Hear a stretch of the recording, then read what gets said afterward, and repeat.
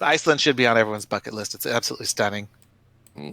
Yeah, I would love to go visit there. I'm not sure when it will come to pass that I'll be able to travel, but we'll see.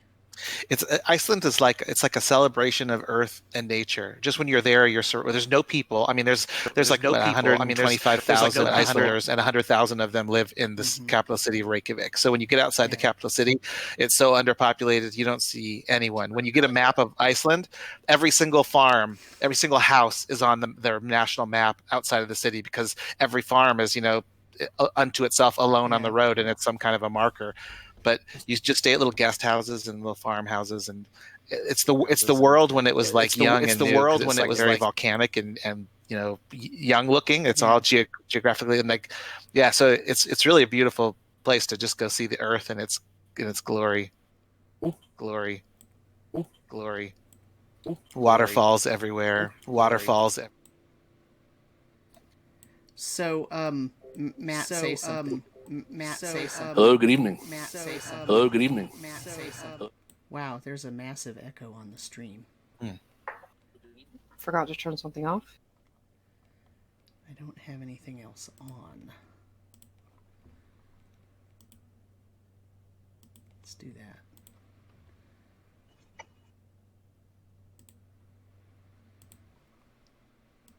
that. Okay, now Matt says something.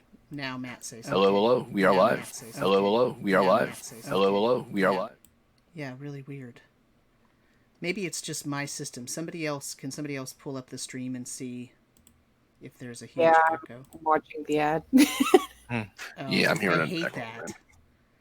It's so annoying. Okay, I'm watching now. Okay, so how's my voice? It's fine, and I don't have any echo when I speak either. Matt, you want to say something? Hello, we are testing. Yeah, it's fine. Nina? Hello, can you hear me okay? And David? Hello, how am I coming through? I'd suggest, Sam, you're a bit low compared to everyone else. How am I now? A bit better. I'd also maybe lower ours, and Matt is a bit louder than us. How about now? Well, we have to speak first, Matt. Testing. Yeah, you may. No, yeah, that's fine. Is that better? Yeah, it's really hard to go with echoes. Yeah, sounds good. Yeah, I know, right? That's part of why I said I don't know if it's me or. Yeah, because you hear like our right. side and then you hear it on the stream. Yeah. But yeah, seems good. Okay. All right. Well, then let's get this party started, I guess. Hello and welcome to DnDeBrief. I am DM Samuel. I am your DM for the evening, and I'm here with my really awesome players. Let's start with Karu. Hello, my name is Karu, and I am playing the adorable Marcel Duran, the gender-fluid Lutrinian sorcerer. And Nina. Hello, I'm Nina. I am playing Emerin Onestia, who is a human storm cleric. And David. Hi, I play halfling bard Axley Tillingquest. And Matt. Hey, I'm Matt. I'm playing Konos Lindaf, the Sea Elf Warlock. Awesome. And it has been a while since we've played. We skipped our mid-section, so it's been almost a month, if not more than a month, slightly more than a month. So, anybody have notes that you want to recap? I have plenty. I have 1, 2, 3, 4 pages. No. We did a lot of investigating. So yeah, a lot of that is just like turning left, turning right, going south. Karu has a wonderful map of where we've been in the library so far. Oh yeah, in her own notes. I mapped while you were describing it on a program I found online. Nice. I wonder very accurate. Wonder if it looks like my map. Probably not, because it's only the area. Oh wow! Oh wow! Hello. Somebody clip that. We did a beeline south, so the map is a very long thing with a bunch of branches heading out that we have no idea where they go. Yeah. So was there? So here's an easy way to do this, and then if there's something that I feel like should be added for the audience or just to remind you, I will tell you. But so. Is there something that each of you remember that you learned that you might want to keep in mind at the beginning of tonight's session? Let's do it that way. Don't touch anything in the auditorium. Oh god, that was terrifying. Right. Yeah, the auditorium is terrifying. We met Makodum, who is a rat person, 5-foot tall rat. That has been down there for, he thinks, like a couple weeks, and it's actually been a couple 100 years, possibly. But he was really cool. Oh god, we did a lot. We did a lot. One of the things that kept coming up was that everything we found was either like the newest thing was 51 years old, or they died 51 years ago, and that's when the sinking happened. So everything started to line up and be like, okay, well, definitely everything is linked. And that's about what I got in terms of, this is not good. Also, Betet of Cowport kept coming up. Yeah. The completion of the Book of Proofs means that we'll understand everything but also undo everything. And that is the white axiom. That is, like, in general, like a very basic understanding of the white axiom, so we don't really want to do that. Okay. I did think of a question I wanted to put in the Book of Proofs, though, while we were away. I did think of one, but I'll have to remember. Okay. We found out that Cornelius Adram is the last of his name, at least written down on the family tree in this library. That being the guy that is posing as halfling. Blacksley Tillingquest. Chillingquest. Blacksley Chillingquest.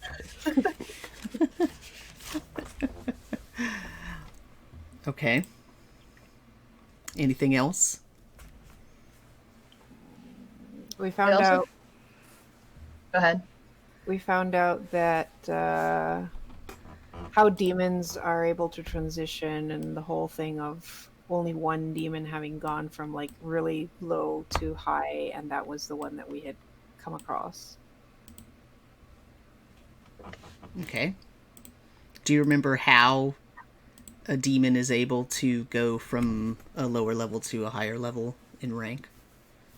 Going down, it's demons being killed off their plateau. To rise, they get access to mortal souls that wielded power. Use them or gift them to a higher demon. The higher demon then grants them higher status. Okay. Anything else? That book was 51 years old. And written by Betet of Calport. Yeah. Like, strange coincidence how all this is. Strange When all these coincidence. are happening, yeah. Last thing I have to add is that our good old pal Shamasa Hasit was the only one who has risen above her enslaved station. Yeah. So that's not a really great sign for us, but So it kind of explains a bit why we're in this mess, though. If 51 years ago Shamasa Hasit managed to rise above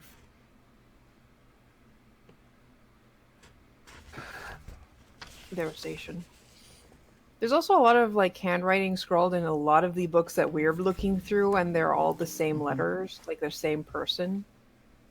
I don't think we've caught on as to who this person is. We had a few guesses, mainly at Lerlac. Especially since one of them was it written by Lerlac? Did it have Lerlac's name on it? What was it?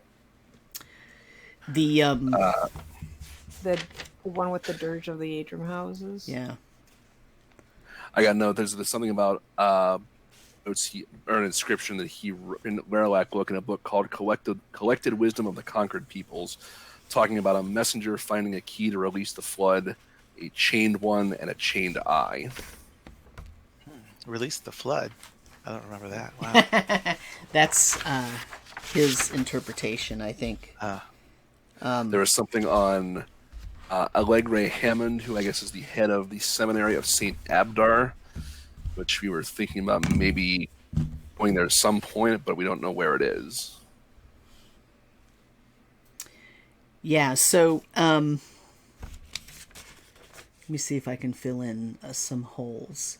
So you did find the auditorium with the skeletons in it, and you learned about a supposed creation story that had to do with Straben and Goros being married, and the book was powerful enough to cause you to, in mechanical terms, change class. The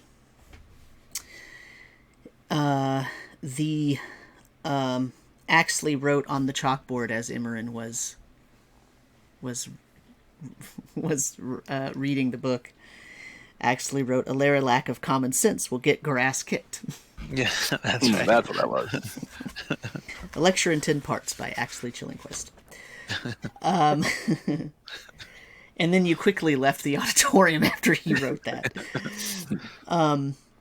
You traveled for a very long time, finding that this place is absolutely enormous, and then you found the door to what's termed the maze, and that's when the door opened, and you met Mokotum Flask Sword, which is the rat person that Imran's talking about. Yeah, it's pretty clear that he's pretty ancient and doesn't really know how long he's been there. But there's also no indication that anything he said to you is a lie or an untruth on purpose. And he told you that a far plateau is one that's not easy to get to, and a near plateau is one that's easy to get to. That dumping a plateau into another plateau doesn't sound like something a mortal could actually accomplish, and that if you want to undo that, you would have to reverse the pull of the one plateau through the rift back into its initial plateau. Shemasa Hasit was an imprisoned, enslaved, trapped demon. Then he took Marcel to the Reaches and found a book about Shemasa Hasit.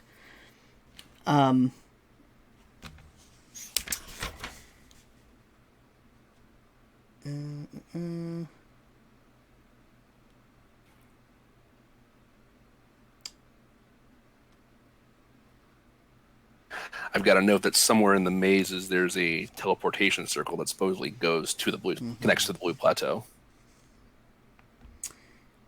Yes, he did say that. He said it's in the Reaches, not in the maze. Okay.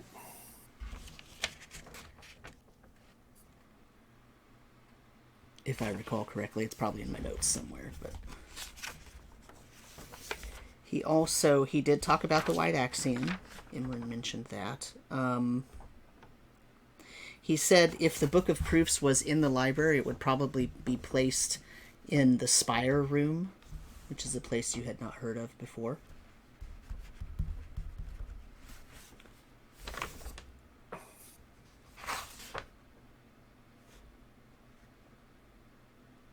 Oh, I was wrong. He did say there was a teleportation circle in the maze, not the Reaches. And then the last thing that we did was, Imran looked up Allegra Hammond. Tavros gave the book to Marcel, The Collected Wisdom of the Conquered Peoples. That was by Betet of Calport. That's what had the inscription in it. And the inscription was... it's posted in the... in the Discord. As well. Yeah, it's on Hikaru's. Here it is for anyone that's watching. I just threw it up on the stream. That is the dirge, and then there's also some other writing on it. So the black writing on the page is the dirge, and then it's written, it says the dirge of the House of Adram, and then down here, in the lower left corner, there is some scribbling notes in a different hand, and then at the bottom of this, what's not on this picture, is that it said "Hail Laralac," written in blood. That was on the cover page of this book, The Collected Wisdom of the Conquered Peoples, by Betet. It's a book of poetry by Betet of Calport. Then everyone spent 2 or 3 hours looking up a particular topic. Imran looked up Allegra Hammond, found out that he's the head of the Seminary of St. Abdar, but he was very prolific. There's 4 shelves worth of books just by him or about him. He's apparently well known and apparently still alive. However, every bit of his writings, because part of them are shelved chronologically, it all stops a year before the sinking. Konos looked up the House of Adram, and that was in the maze, but it was in the merchant section of the maze, not the arcane section, because remember, everything's by topic, not the arcane section. There were 2 shelves of books about the House of Adram, but most of them were basically recordings of imports and exports and money. But there were lots of notations about all the good works they did with all the money that they had. They founded a lot of the different parts of Calport and some other cities. Then there was a bunch of family lineage info, and that's when you learned that Cornelius Adram is the last recorded person in that family lineage. Axley went and looked up information about Tefadus, found about 4 shelves worth of books, and sort of like Allegra Hammond, there's a lot there about what he knows and what he did, except most of the books that are in this section were written as recipes of the process of learning and using magic and arcane energy, which is what Tefadus was interested in. And so most of the published works that are in this library are things where he was showing how he went through and learned how to wield this arcane energy and use that magic to accomplish something. which means that most of the books are very mundane and just kind of, well, I tried this and that didn't work, and then here's what I tried and that didn't work, and then here's what, but like 12 pages of here's how I tried it. Very detailed and all that stuff. So that didn't really provide any very much information at all, other than that he apparently is a real person, or was a real person. And then meanwhile, Mokodum and Marcel went to the Reaches, so you split the party, and looked up Shemasa Hasit, and that's when you found out all the things about Shemasa Hasit. The interesting thing was that the book that talks about Shemasa Hasit herself and her rise through the ranks to power in the world of demons was written by Betet and is 51 years old. So, and because of there's a very specific lack of any kind of mention of Laralac, right? Didn't we kind of start to assume that Laralac is an identity of someone, prior to the sinking? Well, so Laralac. Yeah, what happened right at the beginning of when you went into the library was you were trying to figure out how the library works, and you were looking at the catalog, and Marcel said, I can't see. I want to take the book off of the podium so I could see it. I wish I had a stool or something, because the book wouldn't come off the podium. And then a stool appeared. And then you rang the bell. Konos rang the bell, and then the caterer appeared and asked you what you wanted to eat and drink, right? And basically said, well, if you need Tavros, just call Tavros. And so you called Tavros, and Tavros told you the directions on how to get down to the maze to find the arcane section. And then also, right before Tavros left again, Marcel said, well, can you find out is there anything in this library that says anything about Laralac? And Tavros said, I have to find out. I can look. And so Marcel said, yes, please look. And he said, okay, we'll do whatever you're going to do. I'll find you when I have information.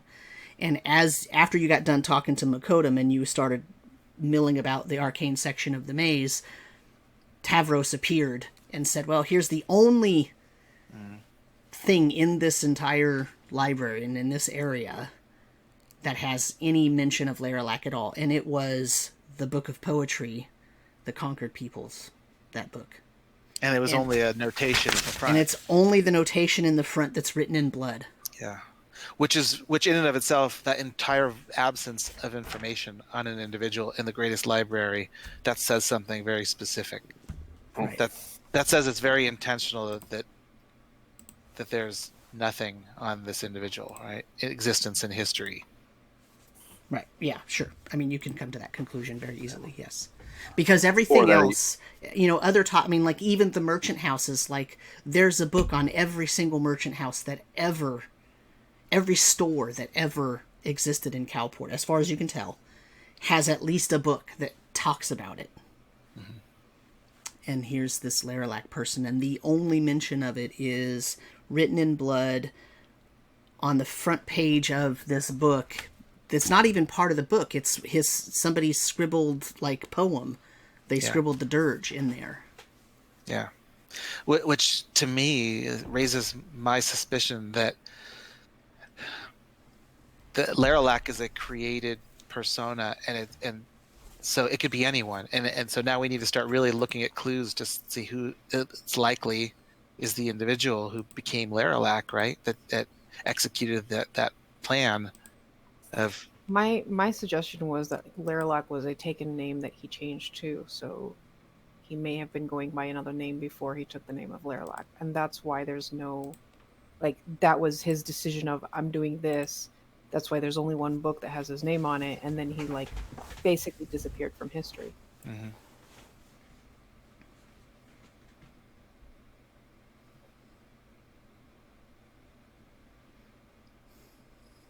Matt? Oh, I'm just... Any ideas? Yeah, well, I would say I had that one kind of post-show revelation after we went off the air last time. I would agree with... Konos would agree with Axley that I know this is Lerolak is sounding like it's a pseudonym, and it's one that's extremely recent based on the utter lack of information we're finding in a place that has tons and tons of information on all sorts of historical people and places and whatnot. Yeah, I mean, 51 years ago, right? Yeah, I mean, that's nothing in the span of history. That's blink of an eye. Yeah, yeah, especially with the chaos that this world has gone through in that time. It's a generation and a half of Lutrinian people. I don't know what you're saying. It's not very long. So then maybe we need to start analyzing motive, right? Because we still don't know what the motive is for the sinking. Why would someone want to do that? Yeah, I'm not sure how many of you remember. I'm only 12. I'm a baby myself. You must protect the baby.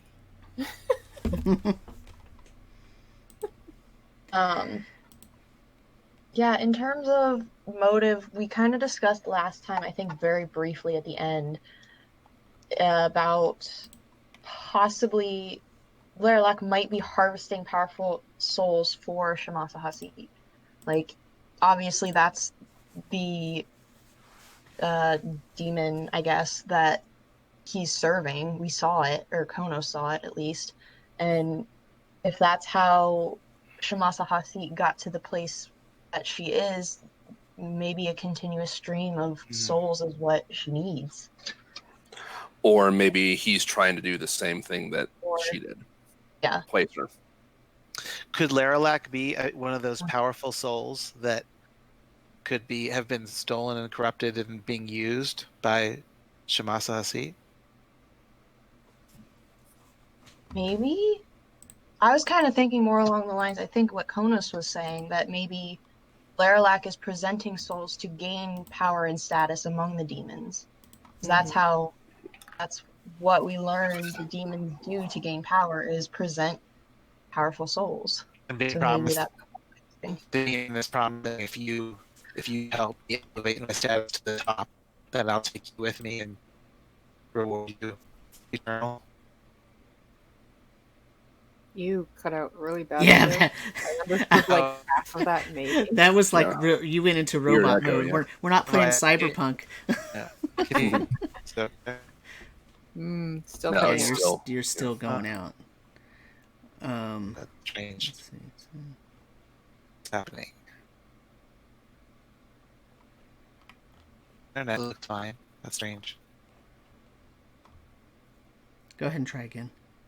Okay. I was saying that maybe there's a power truck that Jamasa is using Lerolak to elevate their status, and then the promise is, reward once Jamasa gets to the top of the demon hierarchy. No, it's not. I think it came back at the very end. It came back right at the end, so we heard robot, demon Nothing. hierarchy. Yeah, great. You missed it all. Well, I wonder what's going on. That's weird. I don't know, No, but you sound fine now. So I know. You sound perfect now. Yeah. Okay, all right. I'll try real quick. I was saying that third time's the charm. That Hamasa Hasid is using Lerolak to elevate their status to the top of the demon hierarchy with the promise of eternal reward. Yeah. That's kind of what I'm guessing. That's what makes the most sense to me. And if Lerolak has, a pipeline into, this soul spire, gives him, all the access to souls he needs. If that works the way we think it does. Yeah. So what is with this army of undead sea creatures? Where does that fit? That's the question. If it's like, it's like all he has to do is really think about it. All he has to do is just wait long enough, and eventually everyone dies, and he can just pick out the souls he wants as they filter through. He's just getting impatient and wants to speed up the process. I guess. Or maybe he has other ideas. I don't know. I have that nagging. I think it was my mom that said it, that Laralac was trying to imprison Goras. Like, that has been in the back of my mind this entire time, honestly. Like, what? So, Makodum was saying it probably would take more than a mortal to be able to pull the Blue Plateau through the Common Plateau, if that's what we're assuming is happening. Hmm. And if they're using Goras as a power source, like the last time I communed with Goras, I've never really communed with Goras before, but she used like voices of people that I've heard. Mm. And I almost feel like that means she's not powerful enough to like talk to me directly. I don't know. It's making me worried. I'm a little concerned about that. Your mom said something else too, right? She said that something like she hasn't heard Goras Oh yeah. since Yeah. Laralac took her. Yeah. And she's afraid she lost faith, and that's so. Right. So she's your mom was saying it as if like I haven't heard Goras Right. because I lost faith because of what he did to me, and maybe if I had just kept my faith, I wouldn't have lost her. But you know, Right. I did, and your mom is seeing it as her own failing. But maybe When I communed, I asked that question. I asked, "Are you able to communicate with my mom?" And she said no. So that is also another thing. I don't think she's powerful. Like, she's losing power and isn't able to communicate with all of her followers. But didn't you ask her if she was trapped too? And she said no. Did I? I think Yeah, so. you did. Yeah.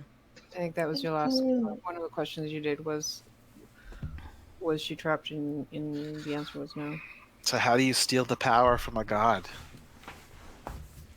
That's the question. That's a good question. Yeah. So what are you going to do? On another note, Yes. I have a question for the Book of Proofs. I'm going to run it by everybody first because it's not going to break the book, I don't think. But Famous last words. famous last words. No, I just want to know if the curse on is breakable. The what? The curse Because on what? the crab affliction of Lucanius, if Oh. it's curable. Oh. And then if the book says no, I would like to ask another question and ask if it can be completed. And that will tell us, one way or the other, it'll tell us if we can cure it or if it can be completed and if there's a chance to save Lucanius.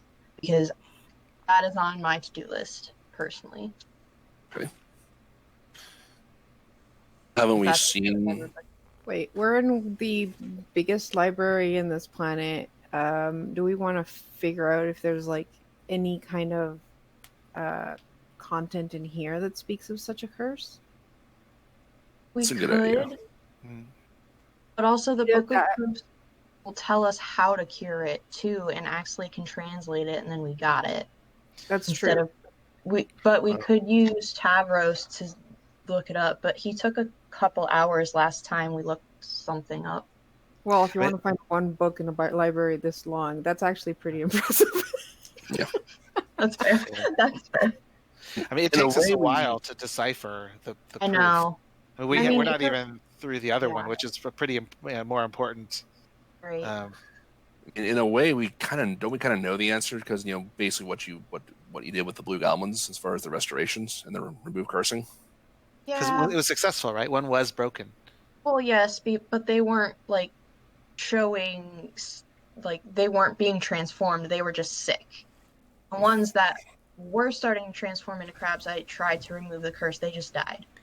Well, then, And- and the ones that that it cured were goblins, right? Yeah. And Yeah. they turned back into their natural form and expressed utter shock at where and when they were, right? So let me recall for you something that maybe you didn't catch when we had it, but Makodum, when you were talking to Makodum about the Book of Proofs, he said he's heard of the Book of Proofs. and he knows all about it, basically. He knows that it can tell the future and the past. He said it is a book of time, and that you can use it as much as you want as long as you don't break the white axiom. And that's when you started asking all about the white axiom. But you skipped over the fact that he said it can tell the past and the future, and it's a book of time. Because remember, in this setting, time is like a god. It's not... it's the reason why Bolum, for example, doesn't always know what time he's in, because time is not a linear trajectory for all things in this universe. And that must be true of Bolum, because he told you so, and it also must be true of the book. And so now I'll remind you of what you just told me, which is when you did try to cure those goblins, they transformed into halflings. One of them was a human, I think, and one was a halfling. Or two were halflings and one was... Anyway, those people were not from your time period. They were several centuries off. Right. Even from one another. Right, they were not related in any way that you could tell. So our first thought was these guys were like spirits reborn into these blue goblins from the like souls taken from the Soul Spire. Yeah. But now we also know that Shamasa Hasit wants souls to become more powerful. Well, I guess if you have access to all the souls passing through, you might as well use all the lesser ones that are no other use to you as your minions, right? Like minions. I mean, yeah. Yeah. Here, have a dozen souls to Laralac, just so you can make yourself an army. Go play with these for a while. Yeah. But back to Lucanius, and the question, I think that's a good question for the book. Yeah, I feel like Lucanius has come such a long way that I really just don't want him to die now. Like, I have a personal attachment to this one. This is both Nina and Emran speaking at the same time. And since you found out he's Sharkface's brother. Right. And then, like, if we could cure him, then there would be no reason for them to be quarantining my dad, and my parents could be together again. Like, it would solve a lot of angst for Emran. Don't know about the storyline, but for Emran, it would be a solution. Who cares about the giant flood? My parents could be reunited. That's right. Yeah. So who are our primary suspects for Laralac then? Who are the magicians that disappeared right before the sinking? There are a couple of them, right? There was Betet of Calport seems to have disappeared 51 years ago. And then there's the other guy that did all the books of, like, here's how things didn't work. Tefadus. That was Tefadus. Yeah. Oh, he disappeared too. Well, according to... So, Tefadus and Allegre are two different people. Yeah, those two. Yes. Tefadus is supposedly a gnome who died a long time ago, according to Tadius. Yes. And Allegre Hammond wrote or produced, created, however you want to say it, the Book of Proofs with Tefadus, right? That's how those two are related. But Allegre Hammond did not die along with Tefadus, as far as you know, because the books, the information here says he's still alive, well, presumed still alive, and presumed, to be still the head of the Seminary of St. Abdar. But nothing that's in this library is within the last 51 years. Right, so his last book in the library was 51 years old, which is why we were like, that's suspicious. And I think that was one of the things that we were like, maybe we should go check out the Seminary of St. Abdar, because that's in Calport. No, it's not. Where was that? You have no idea. Yeah. Oh, I mean, good. Probably in other ways. You can look. I mean, I'll presume you looked up where it was based on the information here, and in that case, you learned that it was in a place called the Great Dam, DAM, not DAMN, the Great Dam Forest, which was a humongous forest on the same continent as Calport, but it was very much farther south and to the east. According to the one we have of like post sinking, is the Great Dam Forest actually not fully submerged then? You have no idea. Our maps are not specific enough. The map doesn't tell you what islands used to be part of the Great Dam Forest. There is that huge gray swath in the middle of the map of Calport. My maps. Let's see if I have one. Here it is. Calport region for the audience. There it is on the stream. That would be sailing and get stuck. Oh yeah, there's a lot of gray down south. Yeah, lots of gray. There's gray to the south of Calport. There's a big gray swath to the southeast of Calport, and there's even, maybe possibly larger gray swath south of that. Next to that really dark, deep ocean with the two big whirlpools in it. Yeah, and the little like rocky things with that's like reef and where ships have gone down, or what is the white? Is that shallow? The ones that have like little black dots all over it. What does that mean? So the light blue with black dots is reef. White is ice. Oh. The sort of brownish beige with brown lines, that's hills. Yeah. Yeah. So. And then the one with the green, like blue, light blue with green. That's just like grasslands. Oh. Because remember, these are islands, so everything here is. I'm talking about like south of Calport. There's like 3 ones with like dots of black and one with green like fronds on it. I thought the fronds were reefs, but you just said that the black dots were reefs. Oh, wait a minute. Are you looking just at the Calport Island? Mm-hmm. Oh yes. So the light blue with black dots, that's reef. That's mapped reef. Okay. And then the greenish, the hexes that are green, those are like swampy forest land. In the water? No. No, because they're part of the island.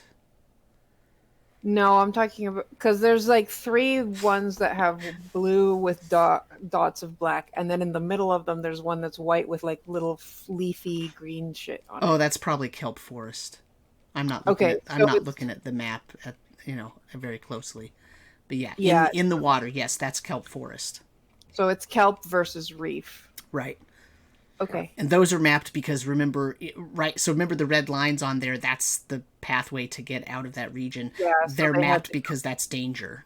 Yeah. Yeah, because it's low, like, possibility of... Right. Okay. So if we know that the forest used to be to the south and, like, a lot to the south of Calport itself, then it's probably in the gray area. Yeah. So remember, there is a map gallery in this... library that you chose not to go to. So if you needed to find an old picture of the continent, you could do so. We could go do that and see if we could map it out. We'd have to figure out, though, the fact that, like, apparently these islands are, like, shifting. Yeah, the drifting going on, yeah. But still give us, like, where to start. A Pangea effect going on. Yeah. Like, an accelerated Pangea effect. Don't you still have that rod of finding? Yeah. You can use that to help us, like, track. Also, probably figure out if this guy's still, like, on the Common Plateau. Who? Allegory Hammond. No. We could use the rod to locate try to him. find him by name. Yeah, at least that we have, like, a general direction, and, like, we get confirmation that he is, like, around. Because if this guy's dead, then we're not going to have any luck, and it's a pointless trip. But if we know for a fact that we can pinpoint him and follow it, we might have a better shot. I want to Especially write in the Book of Proofs that Allegra Hammond is Laralac. He's my prime suspect. Just because I think if you talk motivation, right? So Betet has a legacy of poetry, which is a fairly benign, not a very narcissistic or power hungry. He also wrote about Shamasa Hasit becoming a head honcho demon, so that's Yeah. not quite poetry. Well, sure. It was one of those three, right?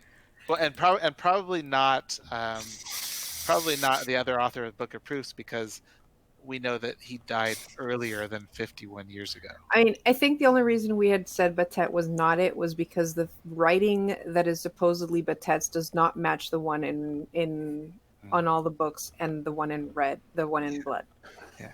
50-50 shot. I mean, could we even write in the Book of Proofs that one of the two of them is Laralac, and that would cast a little wider net and at least answer that question? I guess.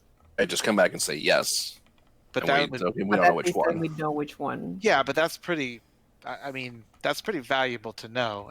We could then do a little bit more research and probably narrow it down after that, just to know we're in this. That's not even ballpark. That's like a base in the ballpark. I'd also like to point out that we've been stuck in here for who knows how long, and there was something about a dragon. Dragons harassing the city. There's always a dragon. True. We go they live for hundreds of years. They're not going anywhere. They'll wait. Yeah, but the thing is, if we get the dragon down, we might be able to have wyverns on our side. And that would be a powerful ally if we're going to go against Laralac and his army of undead. Great. We also need to pay our crew. Yeah, details. Yeah. Dead silence. Technicalities. Conan has mail to deliver. It's probably all out of date right now, but We have a lot to do. All right, let's get moving. Let's actually make sure we haven't been down in the library for 3 centuries on accident. Boy, that sure would change something, wouldn't it? That would be change a lot of things actually. Yeah. I mean, we're lacking information. That is the number one deficit that is hindering our figuring out our next move. I feel like the kind of information we're finding in this library is more questions. Yeah, that's how I feel. Or it's cool knowledge, but how actionable is it? How much is it really helpful? Yeah. Helpful to help us? Well, that's why you got to keep filling in gaps until you get the picture. You start to see the picture. I do think finding some maps of what Calport and the continent where Calport used to be to compare to our maps might be useful. Yeah, I think so. If we want to put a question in the Book of Proofs, we should probably make a decision and do that now so that we get it earlier. However, if we do that, it deletes everything that we have right now from the last question. Yeah. And I don't know if we finished Transcribing it. I think you spent some time doing that last session, transcribing the Book of Proofs, but I don't know if you finished. So until that's finished, I don't think we can use it. Yeah, how much does anybody know how much longer we have in terms of transcribing? I hope Sam I knows. lost track of that. Wasn't it that we thought it would take like 24 hours of constant work, and you've been breaking it up? Yeah. Yeah. I know. Axley and I had both worked on it in the During our Haka tribute. Village Yeah. Mhm. for quite a while, if I remember right. Right. I thought I'd finished transcribing it. I thought I was in the process of trying to decipher it. Yes, that's what I meant. Yeah. You've already, okay. yeah, you've Oh, already it's- I transcribed. closed the book and no problems. Okay, Yeah. Okay. that's right. Right. Yeah. That's what I like. Yeah, so I you, wasn't sure. yeah, you can actually ask it another question if you'd like. Okay, so then let's ask it another question. I don't know. Do if you wanna did do- you bring the Book of Proofs with you, or did you leave it? I'm sure we did, I think. Yeah, I think I Axley brought it. has. I think you also brought all the other books from the temple, the Yes. the Yeah, we Palace brought of all the Mud. books. Yeah. Yeah. Okay. I mean, my question, but what else does everybody else think?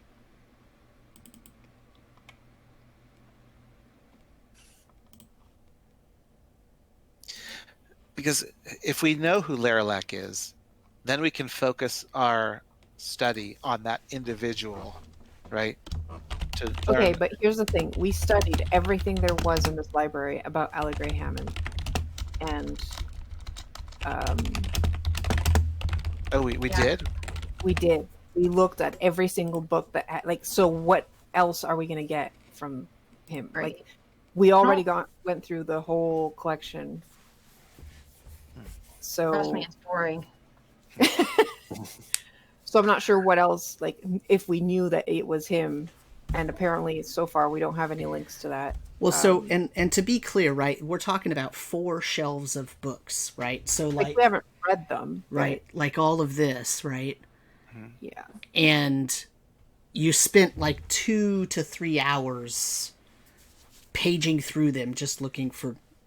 So yeah, you haven't read them, but you also didn't find anything that jumped out as, oh, hey, here's something we should, I should look at this particular volume more closely. But the things that you took note of is basically what we talked about. Yeah. Yeah, we didn't read everything, but we definitely flipped through everything, and no more bloody signs and no more. Right. And so the reason I'm saying that is, if you do have a specific question that you want to look for the answer to, you can do that. But remember, when you were looking at these books, it was sort of just, well, I just want to know about this person. So you didn't actually go in with a specific question. So if you have a specific question, you can spend more time with these shelves and with these books to try to find the answer to that without asking the Book of Proofs. Okay. Then the question about Vern's question about removing the curse would be probably the better one for the Book of Proofs, then. Did we also look through Betet's book collection? Or just Allegra Hammond?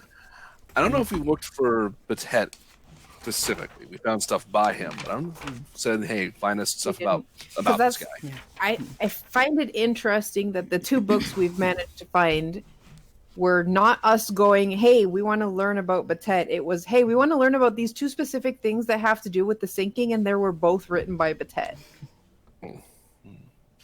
Yeah. So maybe the person we should be looking more information about now is Betet of Calport, because I don't think he was just a simple poem maker. I would agree with that.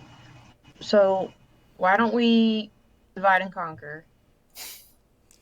What if a couple of us... We need to find the maps. We need to find out more about Betet. Yeah. What else do we need?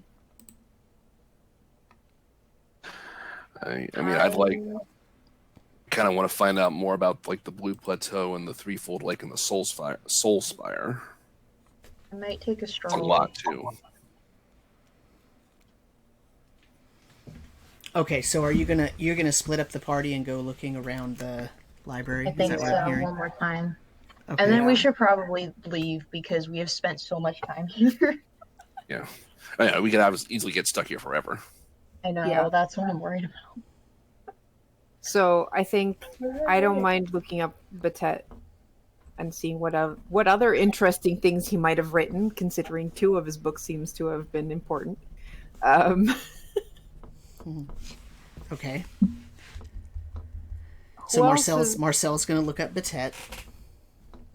Who else has navigator's tools? I do. Okay, do you want to look for the map stuff? Yeah, I can go back and take care of that. Because it'll be better if someone who knows about maps is looking for... Yeah.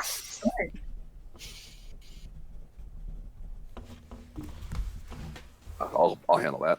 Okay, so then we can have actually maybe look for the Blue Plateau information. Wait, so Konos, you're gonna go try to find maps? Yeah, I'll make my way back to the map gallery, and trying to look on just more about maps.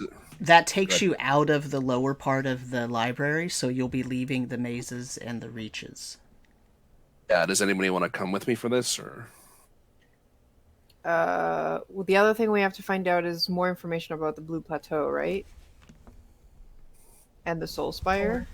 Is that in the reaches, or is that up in the So I other... pinned the table of contents, or the catalog listing. The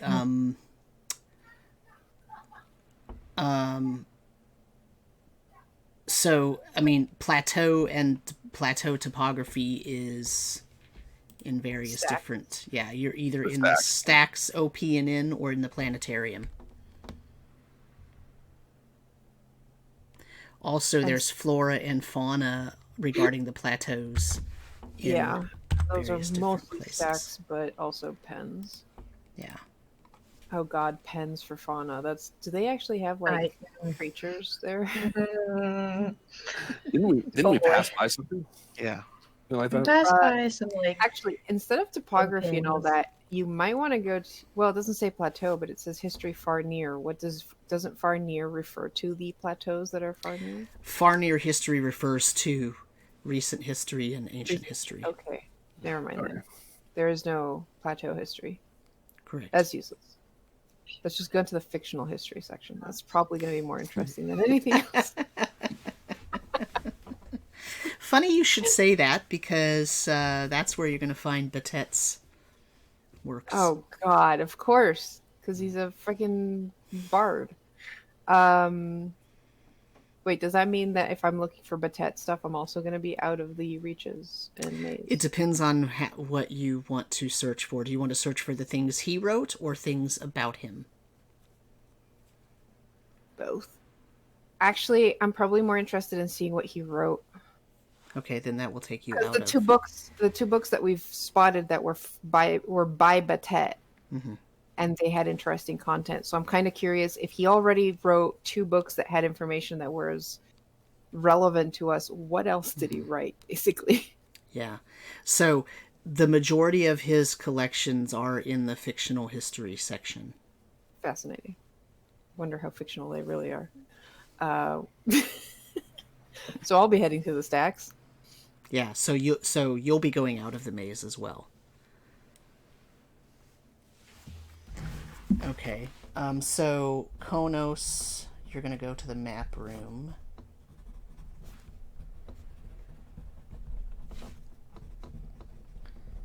What about Imran and Axley?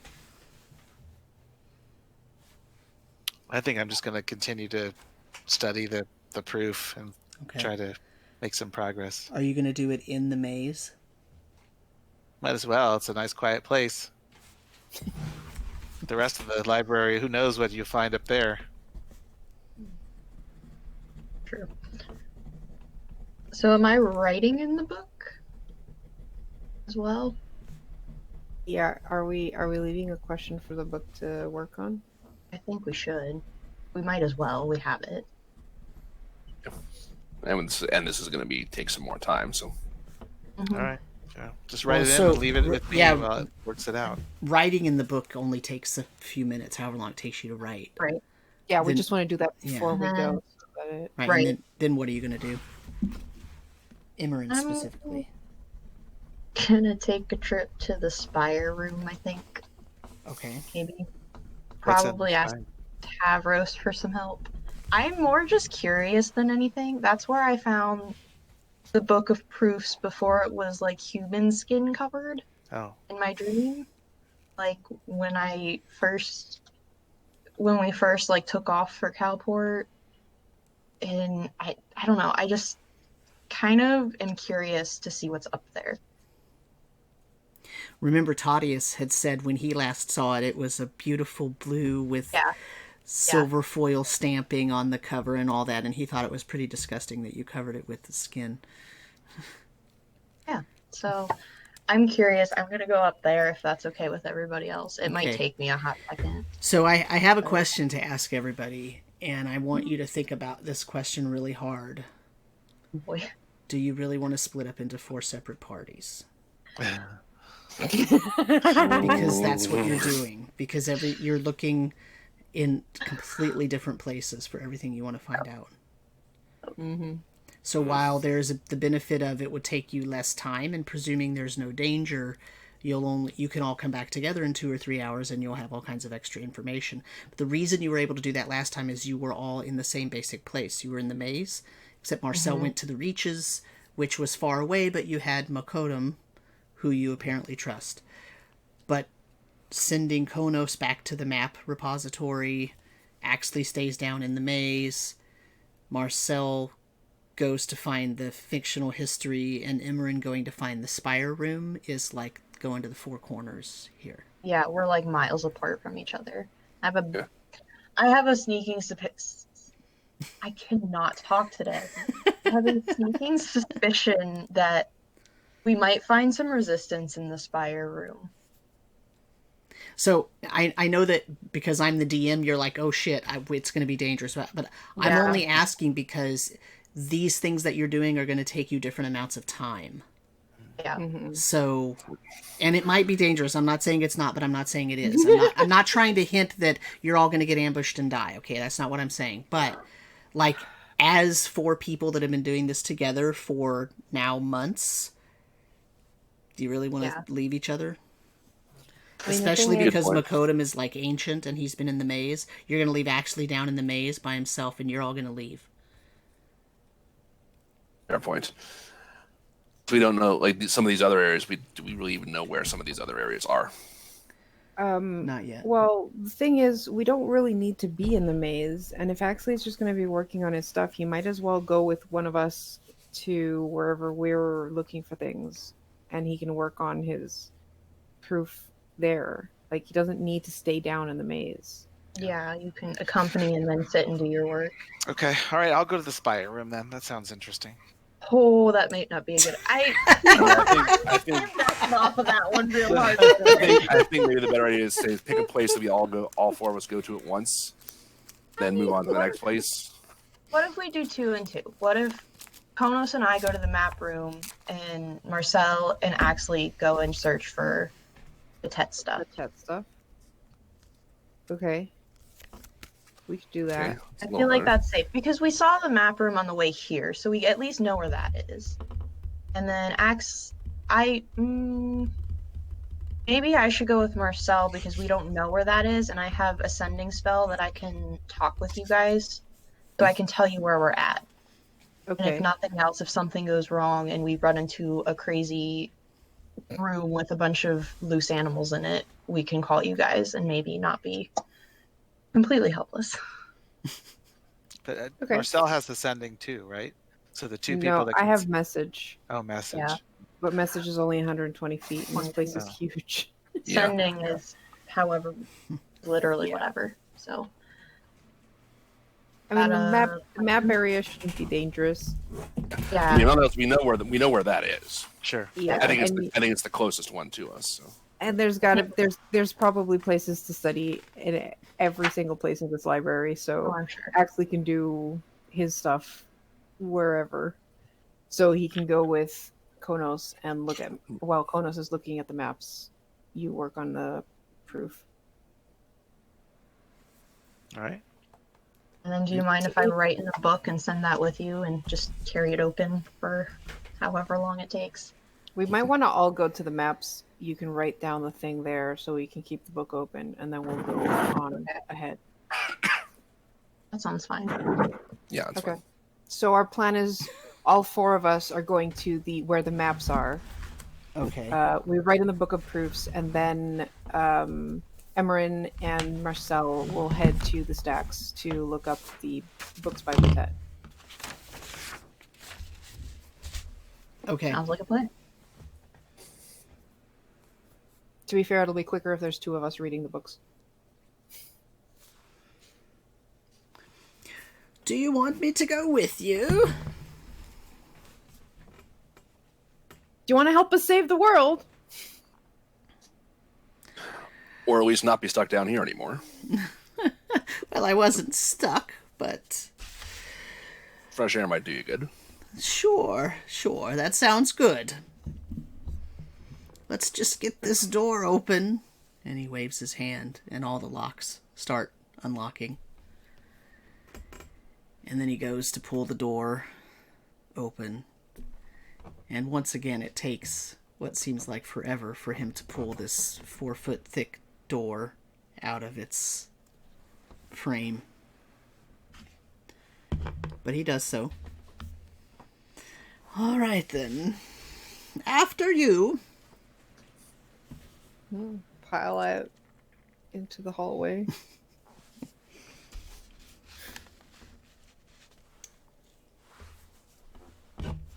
So you're going to go to the map room?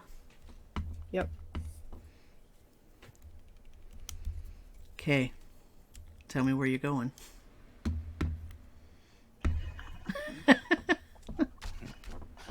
Haru, now's your time. Oh, I only started mapping the things we had passed when we got to the auditorium. But we have to go north all the way till we see some maps, I guess. Yeah, I think that's fair. Pretty much. Because we got to the maze, past the door of the entrance to the maze is just... It was kind of like a cave, wasn't it? Snaked up and down and sideways, and then we got to the stairs that went up to the auditorium, and then past the auditorium. Well, there was a T or a cross intersection near the maze door. So there was a door to the left and a door to the right, or stairs and then a door. Yeah, stairs to the left, door to the right. But we were looking for the maps that were upstairs, right? Because we saw a section with maps. Yeah.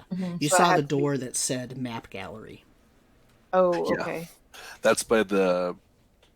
So there's a fork there or branch there. So the east labeled D, west says map gallery, south leads to the main hall.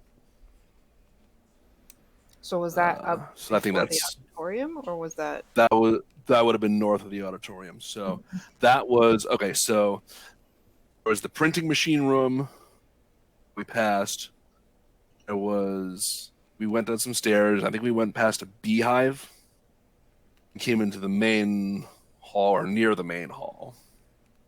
And in that area, there was a path, something going east that says D, and something going west that says map gallery. And then south goes further to the main hall. I'm trying to read. I'm basically trying to invert my notes because I wrote them in the order that we came, not the way we're going out. Right. So basically, you were told by Tavros to just keep going south and go through the auditorium or the printing room, and then go past the beehive, and then We never saw the beehive. Correct. And then keep going south until you find the maze. That's basically what he told you. That it was basically a straight shot. When you left the auditorium, you went down this very narrow flight of stairs that had very shallow steps in terms of the size of the tread. And you went down about 50 feet, and then you went through a snaking, winding passage that eventually ended up in a T intersection. And you could have gone left, right, or forward being south, and you went south and found the maze door, which was the only stone door that you've seen in the place. Everything else was wooden in terms of doors.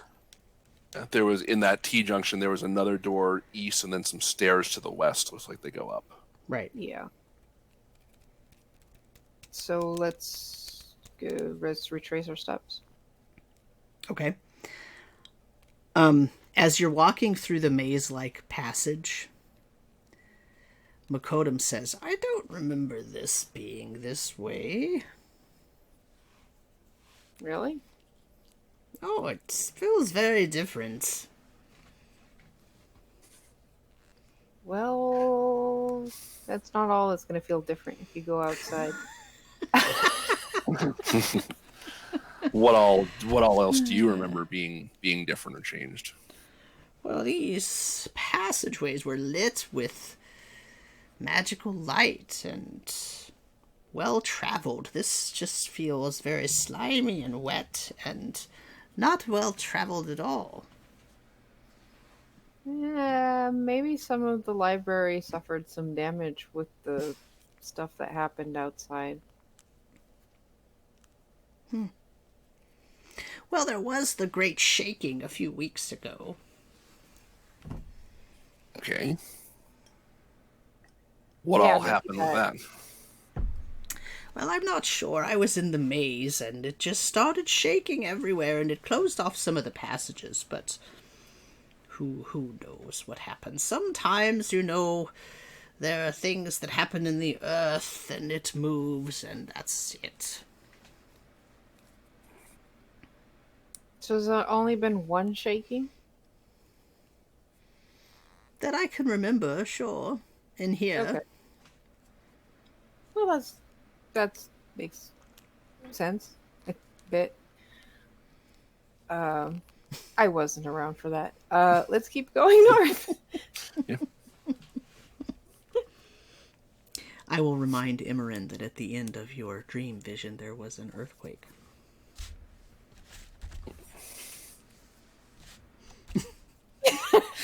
Wait, what? At the end of your dream vision, when you were running away from those guys, you felt one of them tried to grab you, and then you heard something, whether it was an explosion or something, and the ground started to be unsure under your feet, and you fell as they grabbed you, and you looked over, and that's when you saw your mother's face in the reflection, and then there were rocks falling and whatnot. That might explain why we never saw the beehive. I was gonna say, did they, like, you know if the passages got opened back up, or did they just stay closed? No, I mean passages in the maze. Some of them got blocked off. I haven't been out of here for a long time.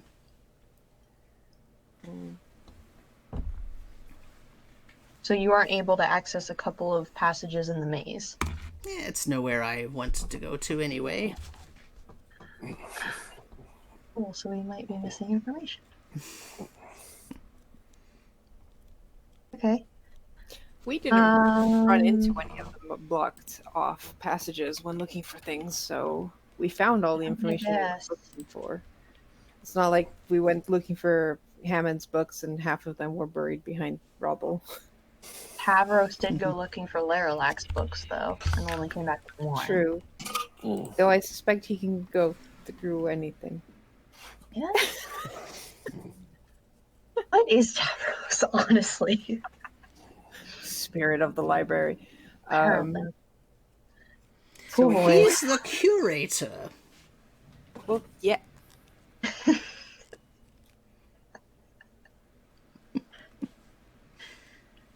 That's why he knows where everything is. He put it there.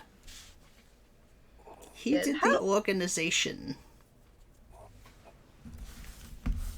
How old is Tavros? Do you know, Makoto? As old as the library itself. Interesting. Definitely a ghost. And you saw him, like, appear and disappear. Do you think he's listening right now? Probably. Okay. He's always listening in case you call him. Yeah. Especially when you mention his name, then he perks up. I was gonna say, do you think we could get a conversation out of him, or is he just gonna, like... What? He knows everything about the library. He knew Therondimus.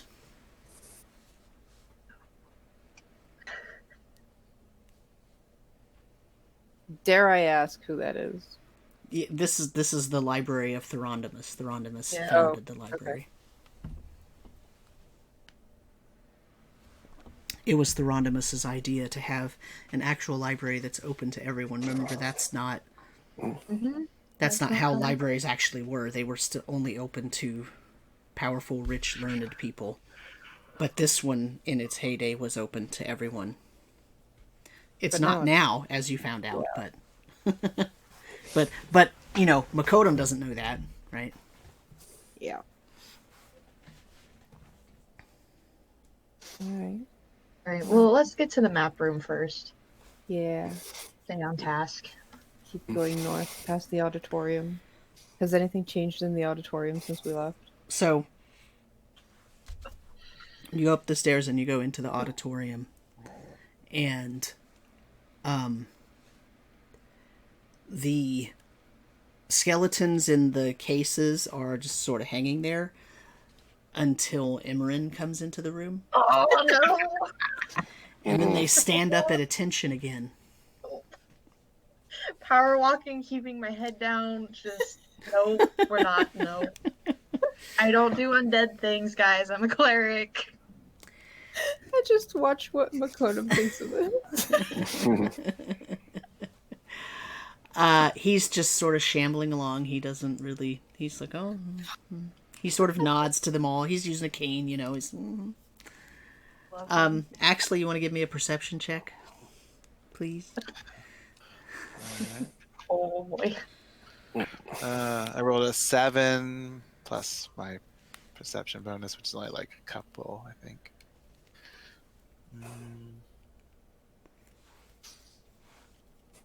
Persuasion, perception plus 4, so 11. Okay. So you notice as you're walking through that what you wrote on the board isn't the same.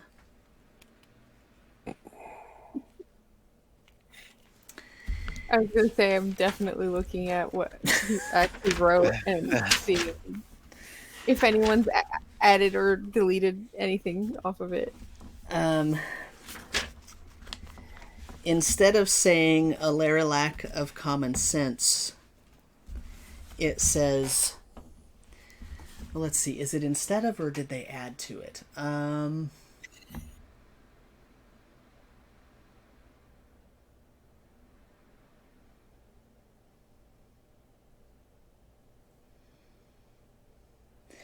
I think under it or next to it, they didn't erase what you wrote, but under it or next to it, it says, let me work this out for a second.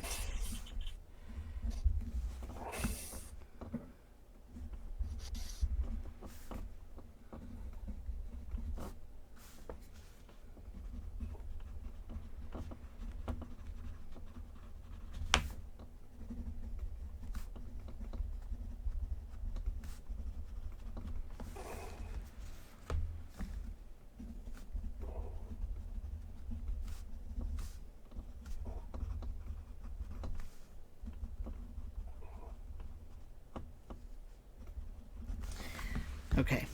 It says, an adrum of gold makes you poor. Well met, we are not. A lecture in 5 parts by Betet. Ooh.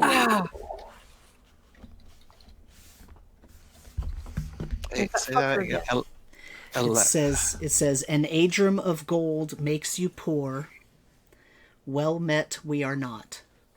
A lecture in 5 parts by Betet. Because you wrote, a lack of common sense will get grass kicked. A lecture series in 10 parts by Axley Tillingquest. So they added a lecture to the schedule. Who wrote that? Apparently, Betet. Apparently, Betet. It's not signed by Betet, is it? It just says a lecture in 5 parts by Betet. Because yours said it by you, so I'm assuming that was Betet who added that. He also apparently doesn't. I see what you're saying. Well, met we are not. What is going on in this library? I walk a little faster through this room. So much.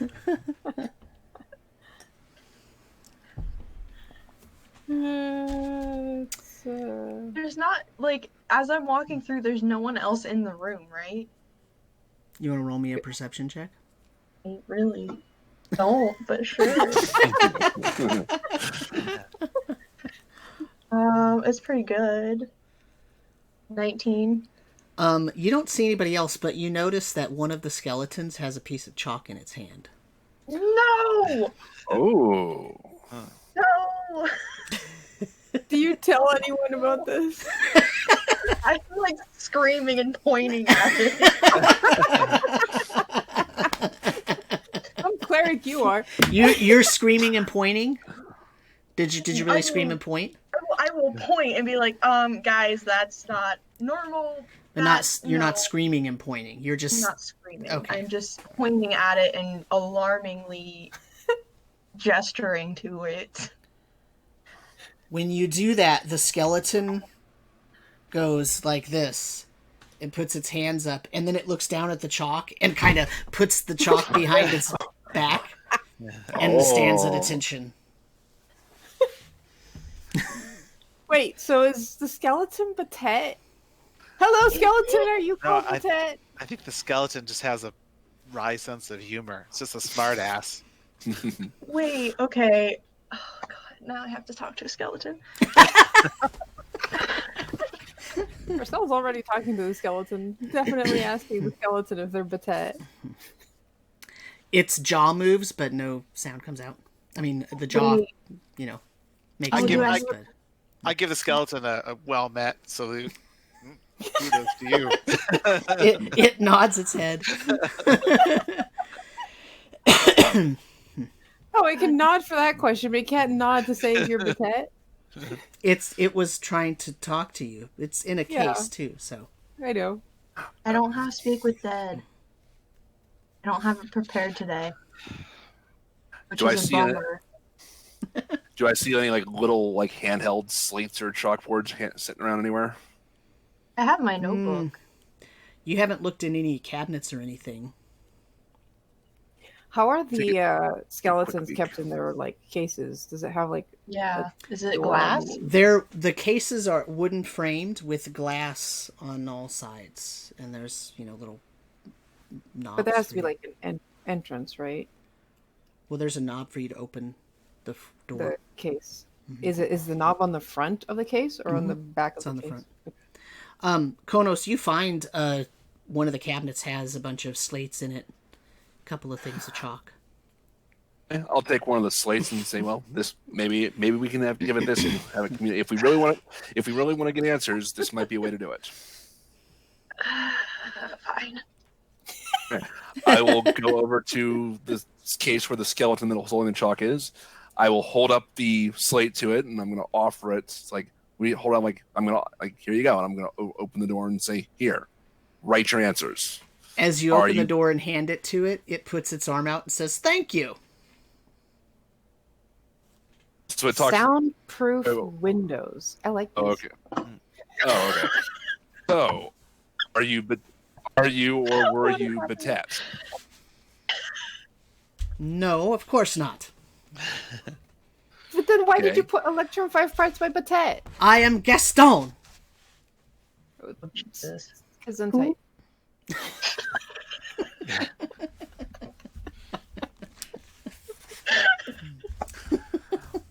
Why did you write that on the board then? I thought it would be funny. Did you know Betet? Well, he was here once. How was that 51 years ago? I don't know. You probably don't know what time of day it is. You know how you're talking? This way? Do all the skeletons here talk? Only some of them. Oh, yeah, let's just move around. They're pretty boring and tired. That's fair.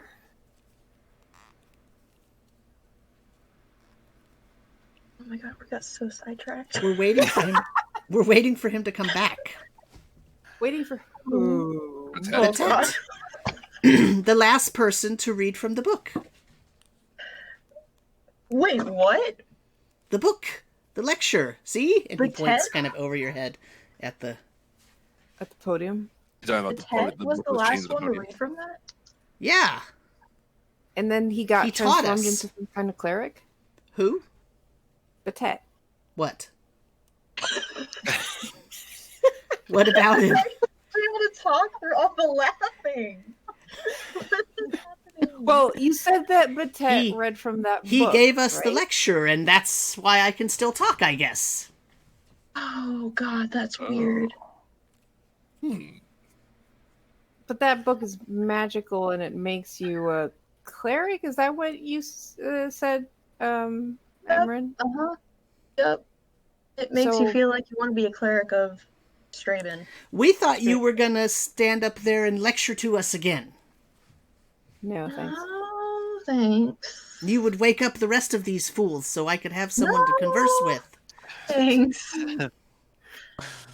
So can you only talk and walk around in this room? So like if you walk away from this room, do you like turn into I dust? can't walk around. He kind of turns his head and you could see that his neck, there's a hole through one of his vertebrae, and his whole body is hanging in the case by that. There's a hook. And he close enough? moves his legs to show you that he's just kicking in the air. So wait, how did you write the thing on the chalkboard? Well, that's a good question. He reaches back and he pulls the chalk out. He says, "With this." Oh my God. Isn't the chalkboard like is the board like He close starts enough for him? writing in the air, and it appears on the chalkboard. Oh, Has magic That's chalk. cool. That's some neat. Is that the chalk or is that you? What do you mean? That you That's write in not the where- air and it shows up on the chalkboard. He hands you the chalk. I try writing in the air. What do you write? Marcel was here. classic. You write that, and it appears on the wall, not on the chalkboard. So cool. I like this chalk. I pocket it. Hey, he says. Now, where's my fun? We're your fun, obviously.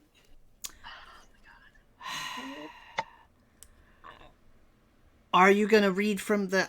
If you read, give us another lecture so that we can get to the next part.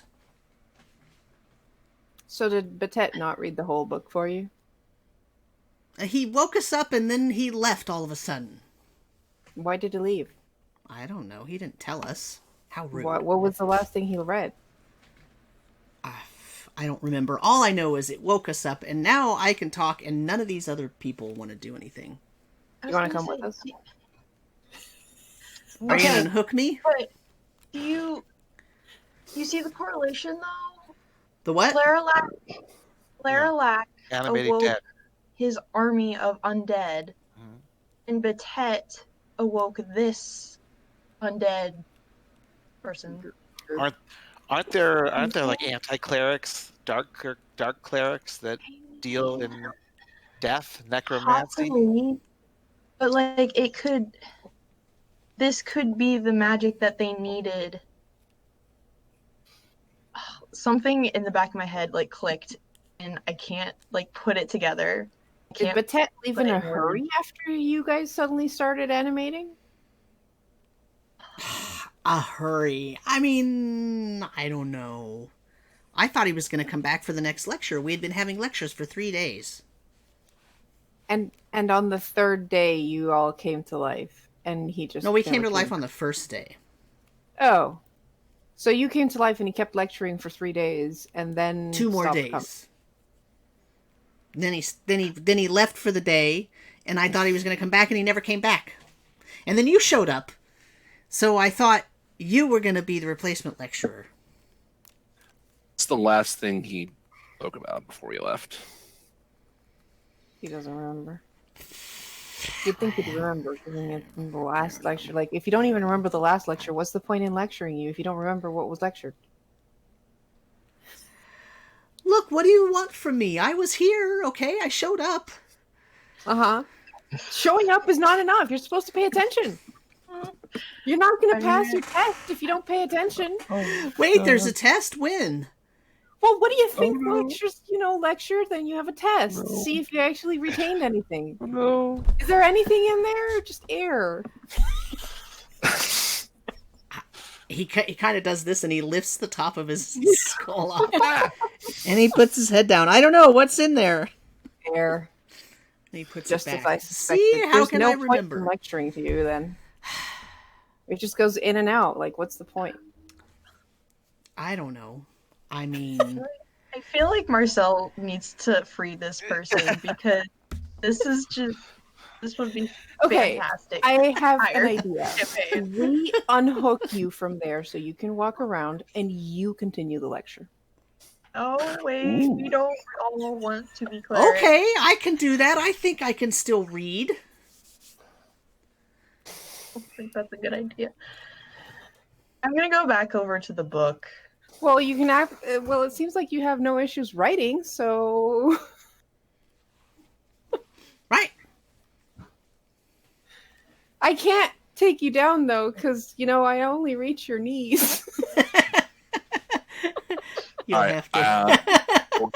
we'll cast Mage Hand, and carefully unhook.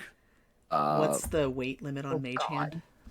That's a good question. 10 pounds. Like 5 pounds. 5 pounds. Yeah, it's Right. not. He's heavier than that. 10 pounds. Oh, so I just okay. So, all right. Yeah, no, and the only thing I could probably do to try to get him off that is gust of wind, and that's gonna go terrible. Oh, that's not a good idea. Yep. Bones Oh, we're- everywhere.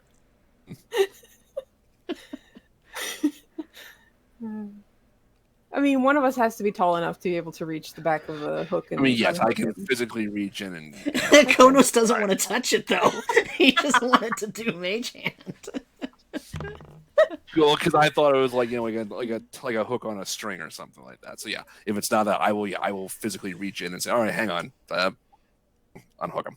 Okay, so you have to like prop his weight up so that it's loose enough that he's not, his full weight isn't on it, so that you can unhook it. But that's easy enough to do.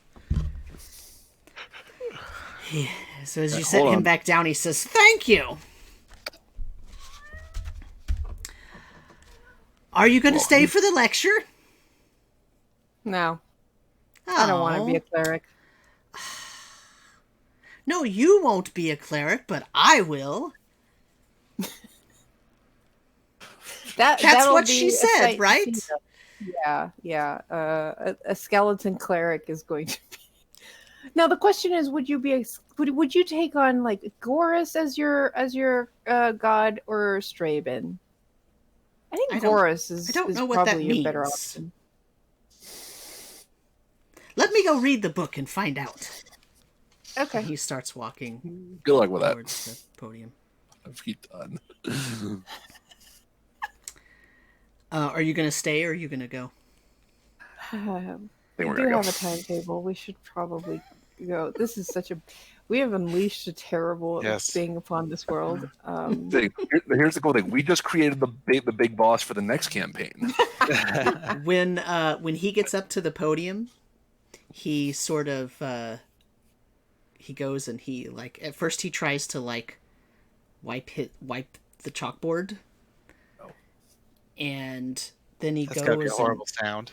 It's like and he goes and he finds something like cloth or something sitting around, and he finally wipes it off, and he says, "Let us begin." And he goes to the book and he starts reading from it, and then he every once in a while he'll read a couple sentences, and he goes and he writes a note on the board with the chalk that was there, and then he keeps going, and then you leave. Listening now. Yeah, they stood up at attention and everything when he, because before they stood up at attention when Imran was there, but then they kind of, followed her with their eyes, kind of, right? But now when he went up there, they suddenly snapped to him. Or it, I guess. He said his name was Gaston, so. What have we done? We'll have Gaston the cleric as our ally in the future. No worries. No one teaches great like Gaston, gives great speeches like Gaston. Sing along. Oh, what have we done? No regrets. As you go to leave, he says,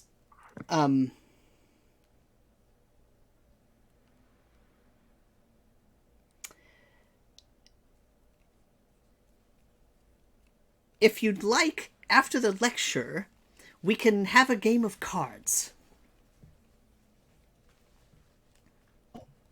What? After I'm done lecturing, you can only lecture a certain amount per day, Well, honestly, that's just for people who need to sleep and eat. I don't think you need to sleep and eat. You can keep lecturing until you're done. Oh. I hadn't really thought of that. Thank you. You're welcome. Are you sure you won't stay? Oh, we do need to sleep and eat, and we do have some other things we have to, homework. Very well. We'll All check right. up on you later. Okay. Boy.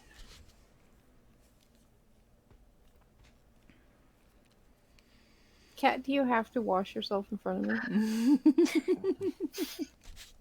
So you Guess we're you moving exit the back to northern the- Yeah, we northern go- door. Northern door. There is a passageway directly in front of you that leads to the north, and then there's a passageway to the east and the west. And we have to keep going north. North.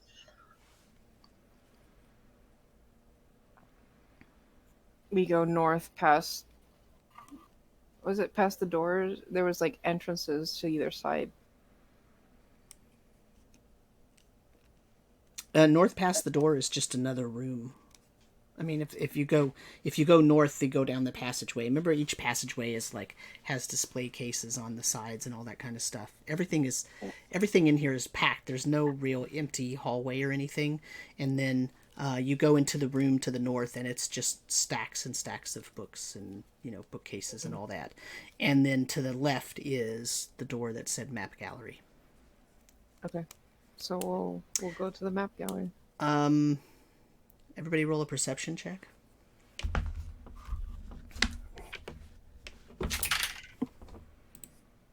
7.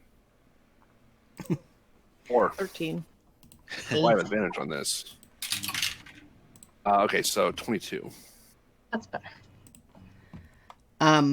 As you get to the door that says map gallery, you realize Makotum is not with you. Oh no!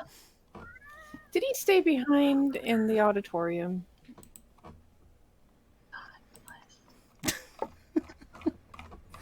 That he did. Alright, well, you guys can stay here, I guess. Marcel and I can go grab our friend and maybe convince him to not be a cleric. Why would you convince him not to be a cleric? I mean, I guess he can be a cleric. I think he needs a But- change in his life. I mean, we should ask him if he The wants question is- to be a cleric. yeah, That book is really persuasive. Do you want him to come with you or to stay in that room? That's the only question. Who? Makotum. You're either going to have to go back and get him out of the auditorium, or you can just leave him there. That's the only, Yeah.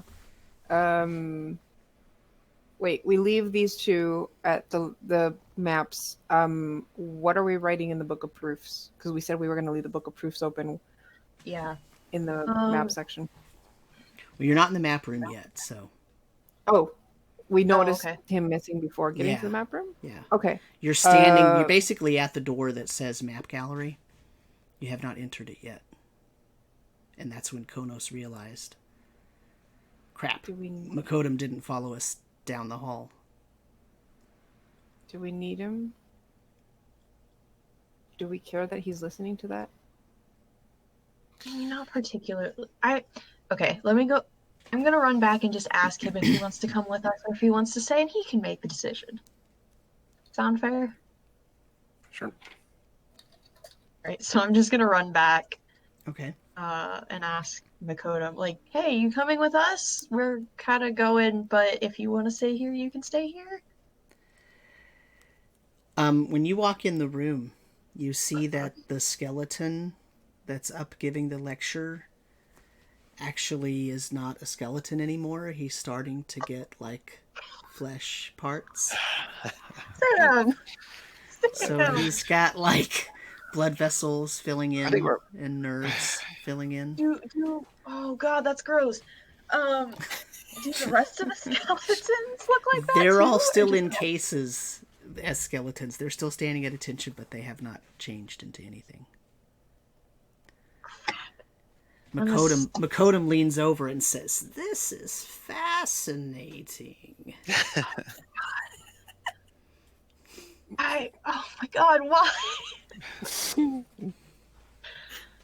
I'm gonna cast gonna send a message to Konos. Konos, we have maybe a problem. I don't really know. You guys should just come back to the auditorium for a hot second. Okay, I will tell everybody else. Guys, sounds like everyone's got a situation. She wants us back there. Start heading back to the auditorium. Yeah, we all head back. All right. You get into the room and you see that this Gaston is up in the front, and he is no longer simply a skeleton. He is starting to invest with some blood vessels and nerves, and they're growing ever so slowly. That is horrifying. That is nightmare fuel. I look disappointed. I was expecting a skeleton cleric, not a flesh and blood cleric. But the real question is, what kind of cleric will he be? What will he be? His new allegiance and motivation? He's going to have to swear allegiance to a deity. He's Straven, which isn't terrible, but like Straven or Goros, isn't it? One or the I thought other. it was Straven. It's only Straven for you because you were already a cleric of Goros. Oh, that's might be true. Right, yeah. Yeah, that's true. I would have I don't gotten know. a choice. Yeah. It'd be more interesting if they became a cleric of Goros, to be fair. I mean, Considering. I'm at a loss here, y'all. I'm gonna interrupt the lecture for a hot second. I'm gonna go up to Gaston. He says, "Yes, pupil, do you have a question?" A little unrelated, but did you know reading this book was gonna have this effect on... And I just gesture. He kind of looks down and says, "Oh, look at that. I'm growing new." Okay, so that's a no. Is Betet like living when he started reading this book? Or was he a skeleton? Oh, he like was you? an old man. Was he an old man by the time he was done reading it? Well, he never finished his lecture. He only did 3 lectures. Okay, so you didn't notice any change when he started reading? Well, I came alive. Okay, well, that's true. Gaston, But do you have a question were- about the material? I'm in the middle of a lecture. I mean, not at the current moment, I apologize, but... You'll have to come see me in my office hours then. Okay, when are your office hours?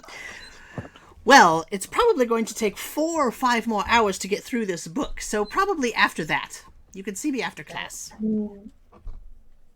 I feel like that's fair, honestly. I kind of just want to see what happens at this point. And then by the time we finish our stuff, we'll come back and maybe have a conversation with a flesh and blood person. Well, my office is in the chapel. I will see you then. Okay. Okay. Hey, Gaston, Yes. A question in the back. have you considered putting on robes before the rest of your fleshy bits come back? Well, I'm not sure where they are. You broke Nina. Just imagine the rest of the audience doesn't have any clothes on. You'll be fine. This entire session has broken me, guys. I feel like we do that often. I mean, that's fair. Perhaps I should find something. I'll do it at the end of this lecture. I hand him my cloak for the time being. Okay. I take socks out of the hood.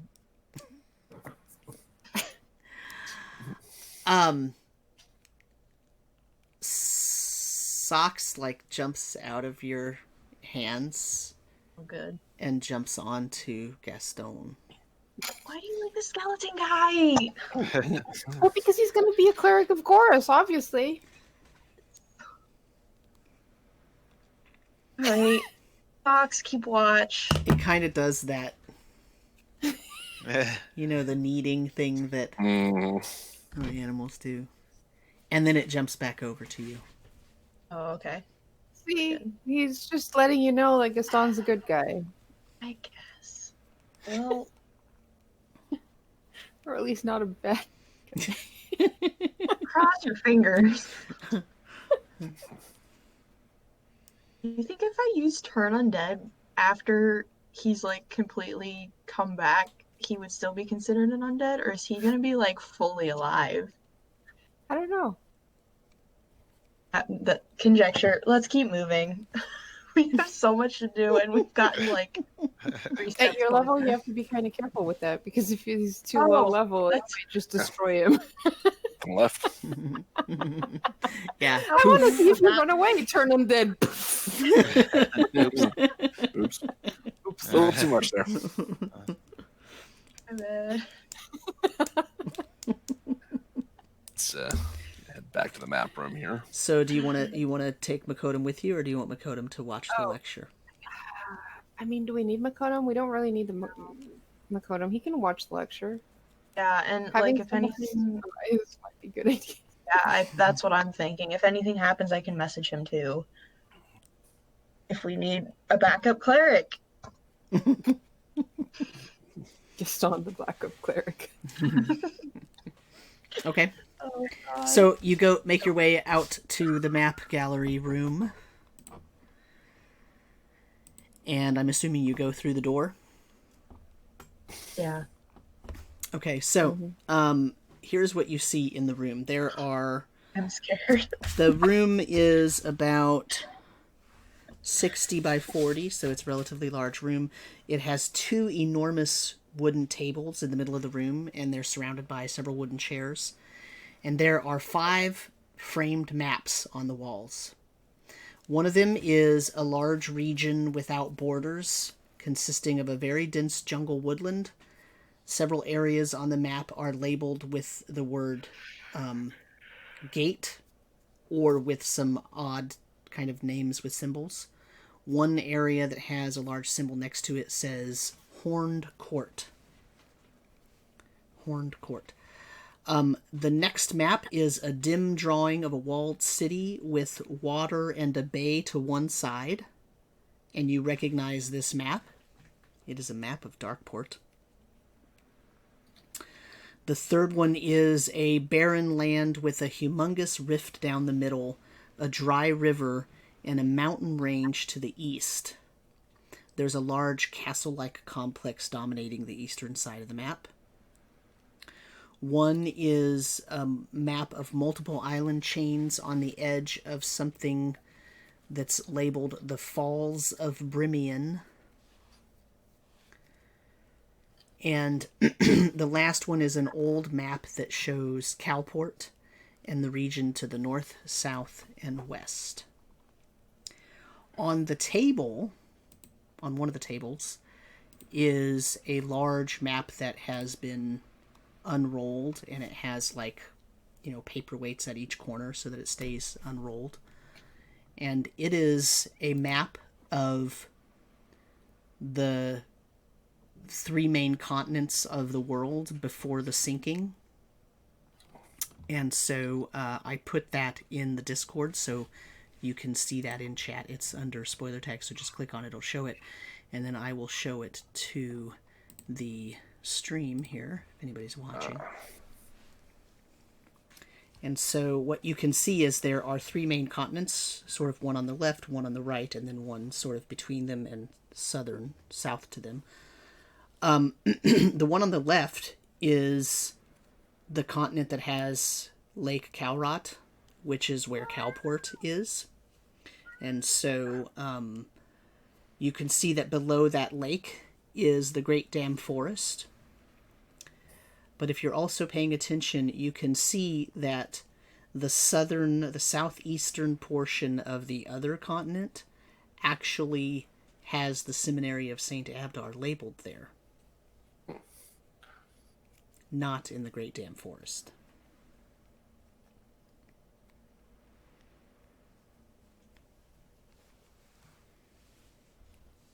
Who told us that the seminary was in the Great Dam Forest? I think we just researched it, Yeah, right? in the books, that's what it said.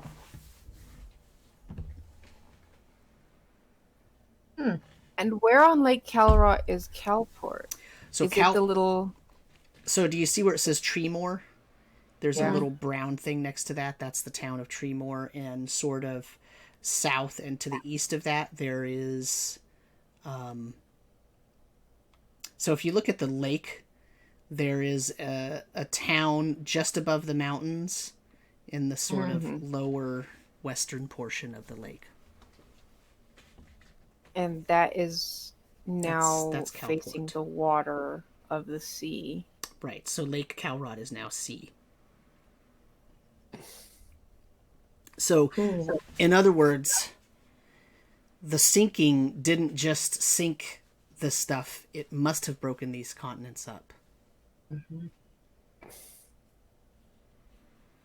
Because, remember, these islands are moving apart from each other. That's what you discovered when you figured out the maps. And so, there's no way that there's so many islands. I mean, granted, this is not to scale, right? That the scale is wrong, obviously. These continents are humongous. It's not true that just parts of them sank and the islands are parts that are actually together underwater, right? Like something had to break some of these up. They're moving apart from each other. It also makes little sense that like Calport that was by the lake is now level with the sea, but none of the mountains in the area are still visible as islands or anything. So it's like mountains that were higher up have disappeared despite the fact that this city did not sink, even though it was lower than the mountains it was by. Correct. Like there is some mountain behind. No, that's not even mountain. That's just forest. So it's like the pieces of the forest that was beside Calport before towards Treemore, but then none of the mountain ranges survived. You haven't really seen any islands that are mostly just mountaintops.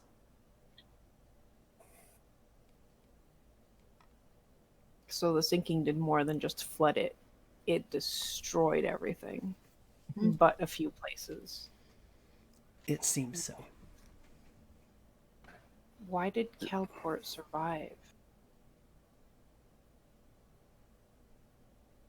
The starter village, where we came from, Trastenfen. Is Trastenfen like a 50-year-old city, or was that also a surviving from before the sinking? So Trastenfen on this map that you're looking at would be to the west of this rightmost. So this rightmost continent is named Chuviel. That's what it says in yellow up there. That's the name of the continent. Off of the western coast of that continent is a small chain of islands, and that's where Trastenfen actually was. So Trastenfen actually was part of an island or peninsula at some point anyway. But the city itself, was it 50 years old, or was this a... Oh no, it existed before. Yeah. Okay, so like the buildings in Trastenfen were older than 50 years old, or at least some of them. Okay. Yeah, some of them. So Trastenfen survived whatever cataclysm happened. Calport survived, and we know that there's a couple of others because there's been travel between different cities. Right. Did you say Trastenfen was on those islands to the west of this continent of It Chuviel? was to the west. So this continent, you see Lake Calrot has all of these rivers coming out that go towards the west. The lower one, or the second, not the one that goes into the forest, but the lower one that goes out to the coast, there's a town right there. That town is Templefast. And remember, Templefast is where the island below Trastenfen, where Taruma used to go to get ancient treasures. I'm confused because you're saying west, but that's east. East of the island, but on the western side of Chuviel. I mean, sorry. Yeah, you're right. It's east. I keep saying west. Okay. Sorry. I'm thinking it upside down. We sail somehow around the world. If Yeah, that's where no, I think no, it no, is. no. Sorry, Yeah, the eastern like side. if Yes. you're talking about west, Yeah. that's Garamore, and that's No. that's Yeah, to the to west. the east. Sorry. Yes, to the Okay, east. east. So basically, to the eastern side of the map that is not shown on this map. Right. Okay. I know this is weird. Yes, Earl is very distressed. He's very, very curious about this. You said this is the map that's laying out on the table. Yes. This is this like a really huge map, or could I like roll this up and take it with us? It's probably 3 feet by 4 feet, so I mean, it's not that huge. You could roll it up and take it with you. I would like to do so when we're done here. I mean, you but could aren't we just easily gonna fold like it in half sit and down roll it. here and take our map and try to plot where the seminary is hanging at? Thing is, if the thing where there is no way to get to the seminary of Saint Abdar. Without sailing. If it took us 2 months to get from Trassenfen to Calport, then it would take us something like 4 months from Calport to Saint Abdar, assuming it survived the sinking. Is there like a date on this map that indicates when it was made? It says yes. Let me look up when that map was made. I also find it interesting that this map shows that there's a whirlpool somewhere to the south of Polina. Yeah. It shows what? Wait, what? Which one? Oh, yes. Yeah. I was like, wait, what? What's going on? Okay. This I kind of assumed that was actually part of the map and not just the decoration. it is part of the map, yeah. Because of Chekhov's gun. Let me see here. Let me see if I can get you a more close-up map. Oh, that's not close-up. Okay. So...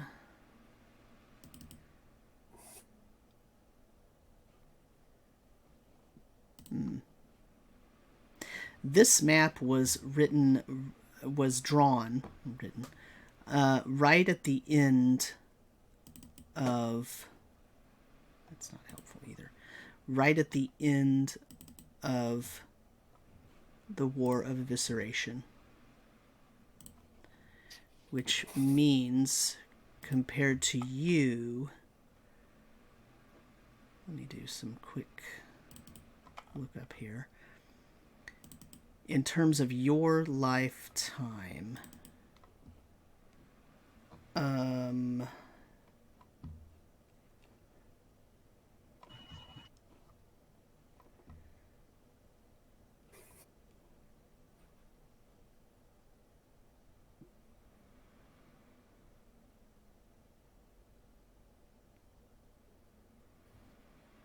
It's just a few hundred years ago, isn't it?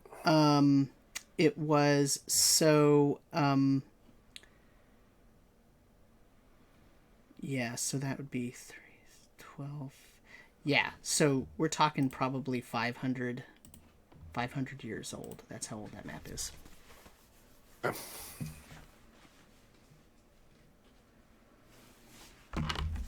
Oh, still wants to take it because with the company of the Eastern Sun, they love getting their hands on maps on stuff like this, even if it's really old. Or something. We should probably see if there's any newer maps. See what the newest map that the library has. I wouldn't be shocked if the newest map they have is 51 years old. But it might still be a bit more accurate or whatever than this one. Okay. Also, I don't think you can take things from the library. You'd have to make a copy. Oh, you're right. Yeah. Did say something about that, didn't they? There is a set of rules. That's right. Yeah, I've got it somewhere. So you'd have to make a copy, but yeah, I would suggest looking to see if this is their newest map. Yeah. And because maps this big tend to be very inaccurate, maybe finding some maps of the seminary of Saint Abder and maybe of the area around Calport that are more like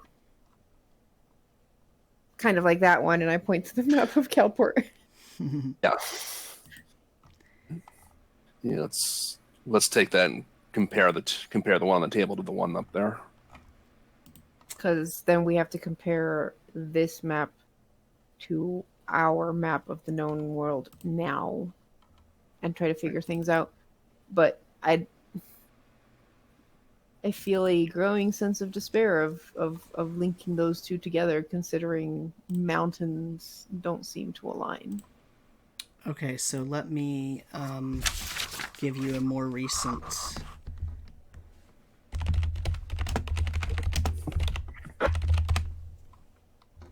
You can, so also in the room is there's a couple of like file cabinet style containers, but they're really large, and you slide out these really thin drawers, and each of the thin drawers has a couple of maps in it, right? So you can have like 100 or so maps in those. Let me throw a map up here for you.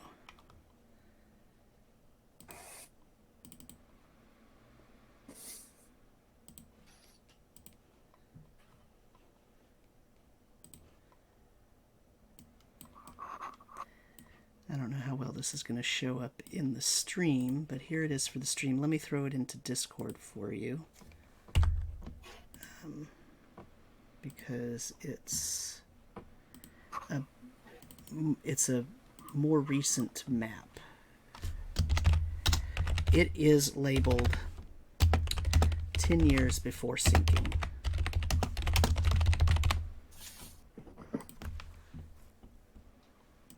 So you can take a look at that.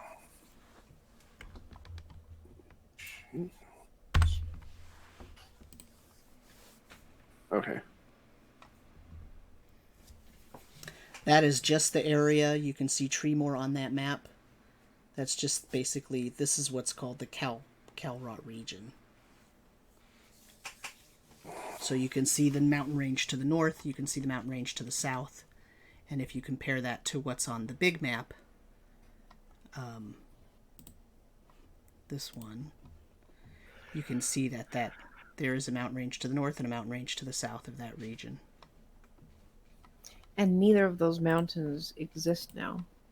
There's not even islands in that area. So on your island that you're on right now, there are steep hills south of Calport. Because remember, that's where supposedly the dragon is. Right. And so, it's not like an enormous mountain range, but it does get steep, and it, it's hard to tell. And then exactly how there's like is. mountainy. There's a mountain area to the very south of our map. Of which map? Of our known current map. Oh, the current map of the region that you have that you got from the Company of the Eastern Sun. Yeah, there's like mountainous region to the south, and then there's like a desert. Is that just desert? It's not mountain. It's not like hills, right? Which one? The little island of Almost yellow, like an upside down T. That is hills. That's hills. Okay. And like. Is that a city, a tower? I can't tell. Yeah, let me look at it close up here. It looks like a gate. I mean, it's labeled. That's what the Eastern Sun labeled it as, right? Let me take a look at it. Oh, I didn't pin that, I guess.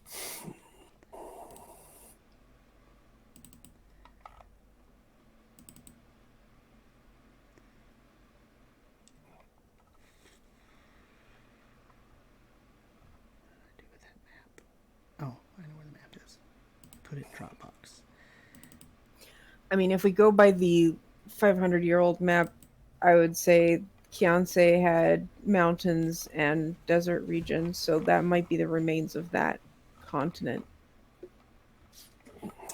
Yeah, so so here's what it looks like. So if you're looking at Calport, that island to the south that has the double red lines, that's a town, that little green island, right? When you go south of that, you get the hilly island that looks like an upside down T.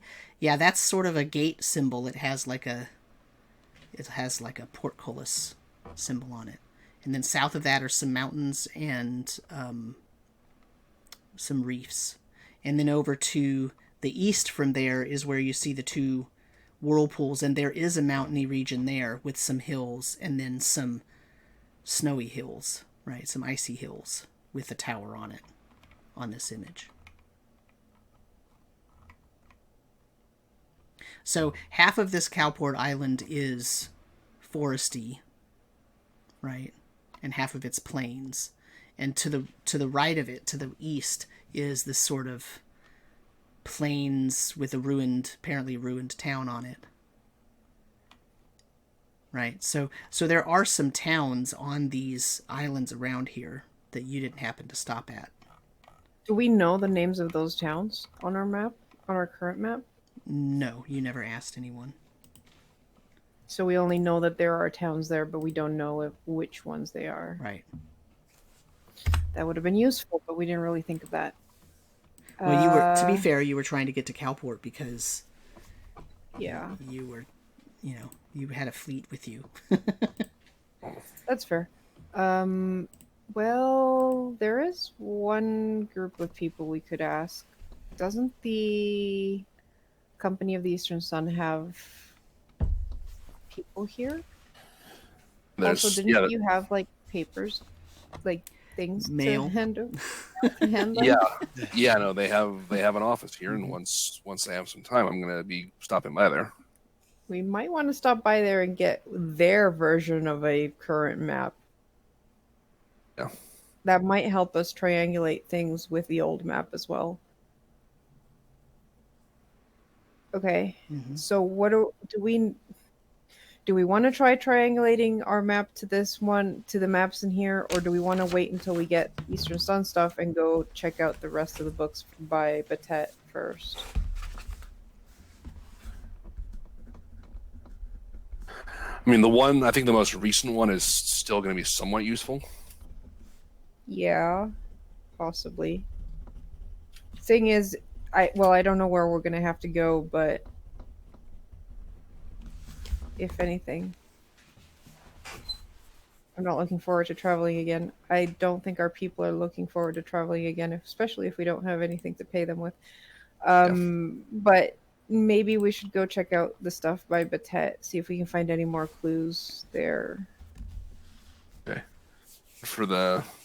Did we write anything in the Book of Proofs? Are we doing that?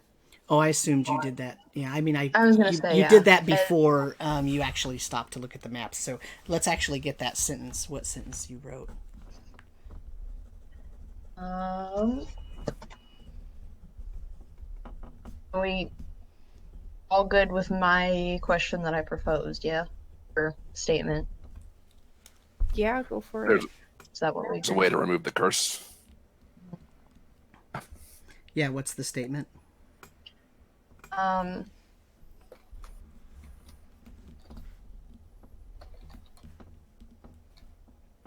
There is a way to remove the affliction plaguing Lucanius.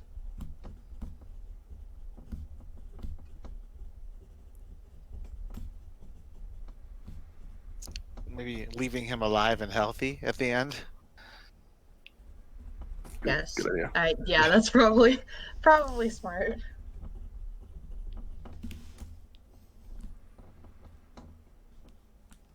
a good one.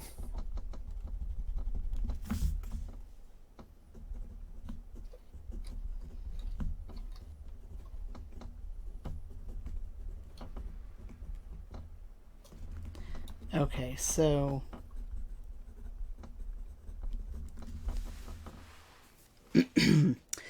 there is a way to remove the affliction plaguing Lucanius that leaves him alive and healthy. That's the statement that you're writing? Yeah.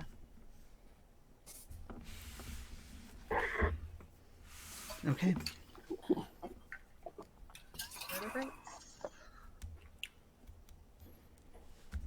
All right, let's go read some fictional history. And then I'll check it, like, after. I'm assuming I wrote this and then we kind of had a discussion. Yep. And then I'll check it before we leave to see if it gave, like, a quick no. Because there is a possibility that it is just straight no.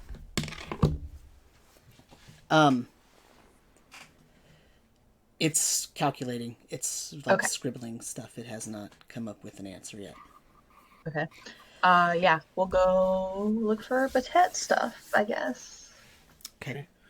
That's in the stacks. It looks like. Stacks. Do we wanna Which ask for help from Tavros to find Yes. the? Yeah, So that's we a don't- good idea. So we don't get lost. That's a good idea.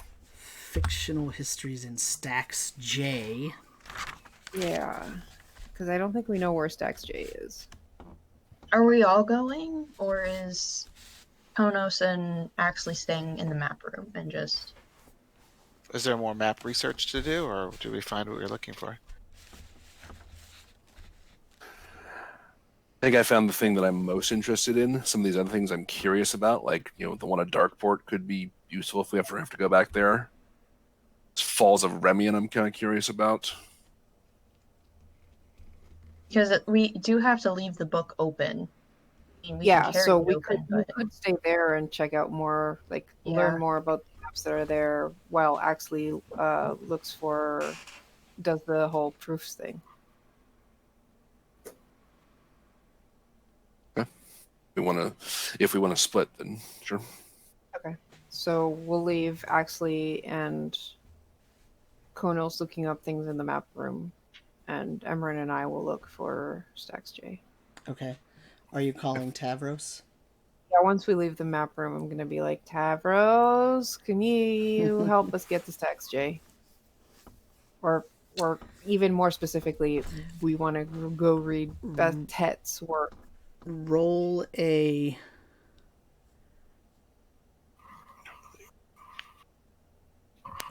Oh, no, never mind. Okay, so Tavros smokes in. A little plume of smoke sort of appears and then coalesces into his form.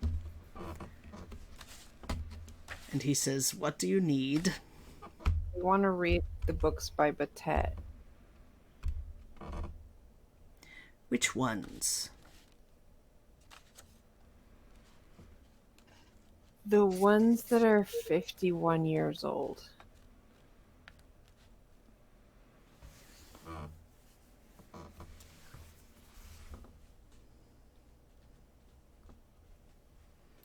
There are several locations. Okay. Which ones are they? Do you want me to lead you there in order? In order of, like, what? Closest to farthest away. Oh, as in, like, location is closest? Yes. Okay. I look at Emran. Does it matter? I don't think so. Might as well start with the closest. As we're talking, I'm gonna run a quick detect magic. Just for the hell of it.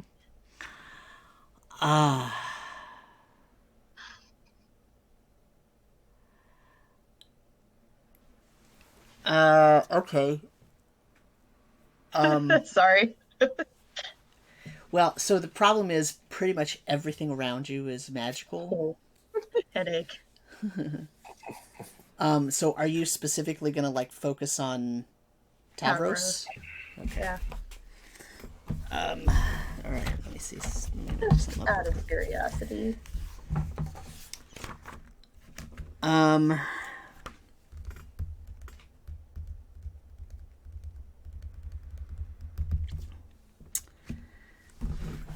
Enchantment. Interesting.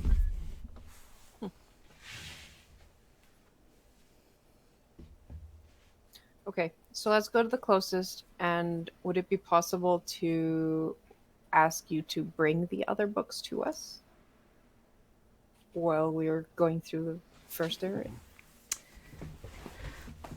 I am unable to bring one of the tomes to you. It is in a location from which the book cannot be removed. Let's start with that one. That one is the farthest away. Of course it is. That's how it works. Fine. What location is that book in? It is in the far reaches near the Infernal Gateway. Of course it is. Of course it is. See?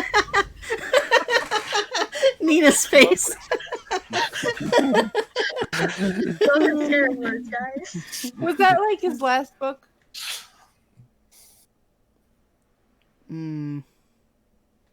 Last in terms of... Written last. No. What was his The last thing he wrote was the scribble that I gave you. Oh, yeah. Okay, that makes sense. Yep, that makes sense. I'm gonna stick my head back in the map room and tell them where we're going. That's past the maze, isn't it? Yes. Yeah. That's so far.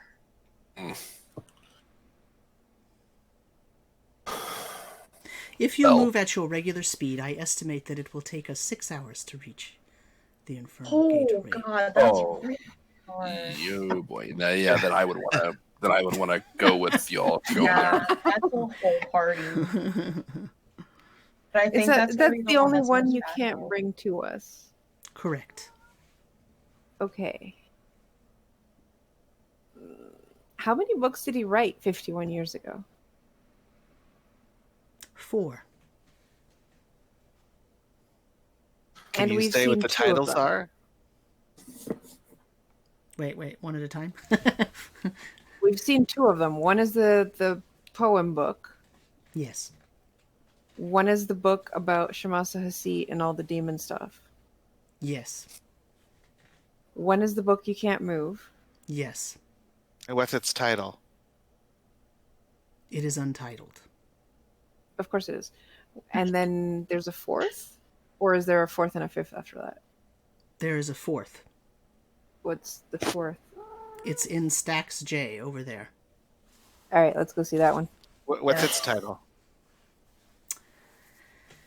He's sort of, you could see him sort of looking like his head, like you can't really see his face, remember, because he's wearing like this cloak that has a cowl that hangs way down, but you could see his head's kind of tilting and he's looking for the information. Somehow it seems like that's what he's doing.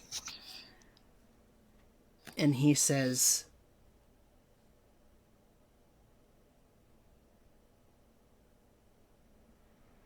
it is named The Rift and the Final Dirge. Yeah, sounds great. Let's go with that one. I think that's the one we want.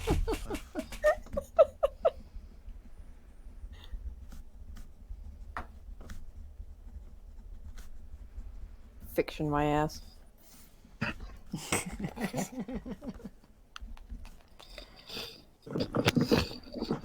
Rob, So Tavros, you said there's a infernal gateway. Does that teleport to somewhere like is there a gate or a rift there? Far reaches. Yes. Okay. Is the library spread out geographically beyond the geography of Calport itself? No. It's all contained within the city. Ooh, prefer underground. Yeah. Okay, well, let's go read this book about Yeah, might as well. Some totally parts not of real. some parts of the library do possibly reach into other places. When you say other places, do you mean other, like, planes? I believe Makotum told you there is a transportation ring in the maze. There are He did. others. Therefore, I cannot say where the transportations might take you, so therefore the library reaches into other places, possibly, if activated. Right, but that's not part of the library. It just leads to somewhere else. Well, it depends on your arcane theory.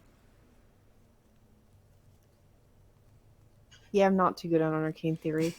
All right, well, lead on to Stex J then. You know, it's sort of one of those, if you're taking a road and it goes through a forest, part of the road enters the forest and it's a road, and then part of the road leaves the forest. It's still that same road, right? So you're still on the road. So he's treating the starting position of a transportation portal and the ending position of a transportation portal as being kind of connected, which would mean that the end of any of those, wherever you went, is technically also in the library, in a way of thinking. Even though the rest, like, it leads somewhere that doesn't. Right. So as soon as you step out of the ring, if you go to someplace else, then you're in that other place. You're no longer in the library. But technically speaking... But the teleportation circle itself is still part of the library. Right. Okay. Could you not bite me? He's demanding attention.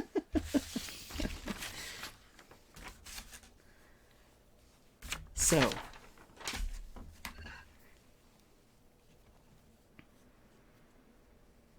Hey! Let me grab my mouse! Stop that! I go for my mouse and he starts clawing at my hand and biting it. So Axley, in your notes that you have, how much of the written material have you transcribed? I don't know, like what percentage I've gotten through. Because I think you spent a lot of time, like, during the storm, when you were waiting for the storm to pass, when you guys were in the Haka village. And then you traveled, and it took several days to get to the Cowport area, right? Yeah.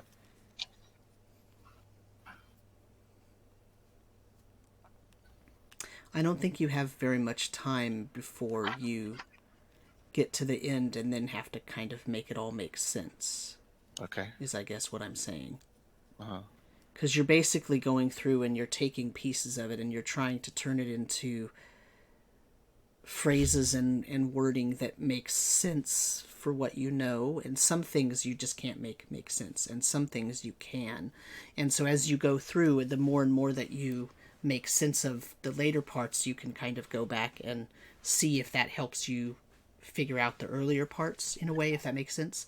Remember, we're talking about, you know, what was it, 24 pages or something worth of transcribed symbology. And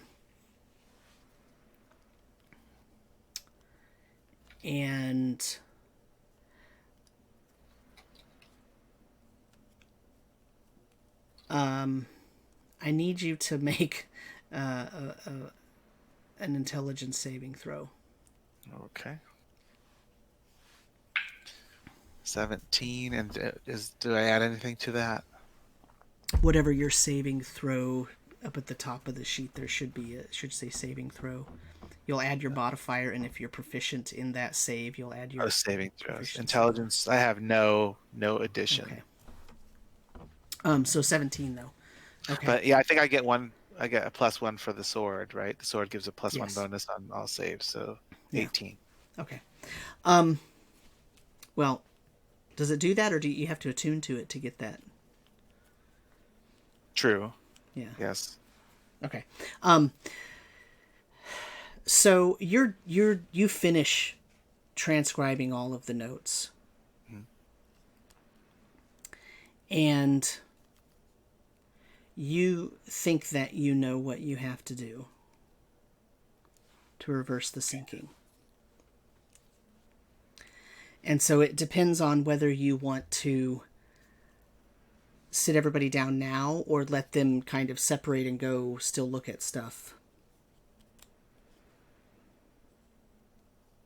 Well, I mean, we're kind of in the middle of going to find things, right? So we might as well finish that, get Okay. as much information as possible, so it's contextual. Okay. Okay. So so then we'll switch over to Tavros with Imran and Marcel. And Tavros takes you just a couple of rooms over to the east. You go out of the map gallery and you're standing in the room that's basically Stacks C, which is the room above that northern main hall area. And then you go through a door to the east again, and there's a small hallway with display cases, and then there's another room there that's Stacks D. And Stacks D is very similar to the room next to the entryway room that you came in with. In other words, it has a couple of rooms, it has a couple of doorways off of it, but it also has some archways, and beyond those archways you can see books. And Tavros leads you into one of the archways, and there is a sort of mini maze of bookcases and shelves and whatnot. And he leads you to a shelf that lists the living works of Betet of Cowport, and it's 6 shelves full of books. And when you look at these books, you notice that Betet is sort of a... When you look at these books, you can tell just flipping through them, the way that everything is structured, that Betet of Cowport is sort of like a mix between Homer and Ovid and Virgil and Herodotus. And so, Homer and Ovid...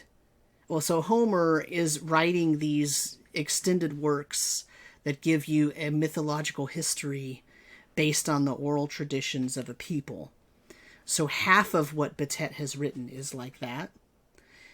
And there's also a mixture of Ovid and Virgil, who were purportedly writing historically accurate things, but they're so ancient, and of course their patrons were whoever was in control of that at that time, whether it was a king or an emperor, right? And so, of course, they're going to write things that make it so that that person is exalted and everything. So how true is it? Well, that's up for debate, which is why all of this is in the fictional history, right? And then Herodotus, of course, was supposedly writing non-fiction, but of course he was writing historical treatises based on his own perception and his own biases when he was looking at, other cultures and whatnot. So, once again, that's why this is in fictional history. Because at some point along the way, Betet went from writing purely poetic works that were current of the time, right? What you would call contemporary poetry of his lifetime and his generation. And he started writing fictional works that were histories, and that he would purport that they were histories, but it's more like ancient writings that are biased in some way, and so they're really not as accurate as... But to the people that they describe, it exalts them, so it makes it seem like, they want to tout it as it's a true historical work, right? So, in other words, let me put it this way to bring this into to connect to what you're doing now. Calport was a major power on the entire continent, and it had noble families and royal lines, just like any other sort of pseudo medieval feudal kind of place, empire kind of place. And Betet was writing because those families, those rich families and those noble lines were his patrons. And so the things he was writing would always be preferential to them and would always hold them up and not highlight their failures, but highlight their successes instead. So that's Betet the poet, right? He's writing things that are true from a certain point of view and that always will put the patron on a pedestal and not highlight any failures or flaws that person or that family line might have. He has on these 6 bookshelves several historical documentations of various different noble families in Calport, including Bolum and Delencia.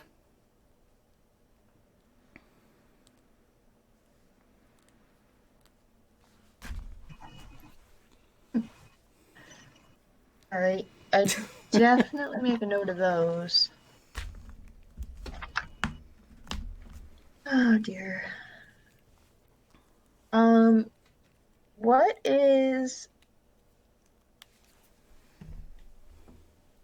his latest work? I'm asking Tavros. Is his latest work the one that you can't get? Like the very last one that he wrote? No, the very last one was the book I gave to Marcel.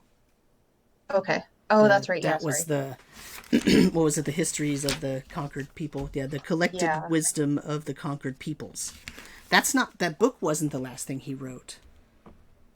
Mm-hmm. The thing on the front cover, the thing on the inside of the front cover was the last thing. Yeah. Okay. Yeah, I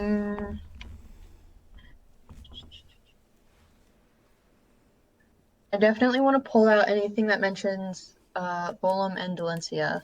Okay. And then there's a lot with Bolum, remember, because it's a family name, right?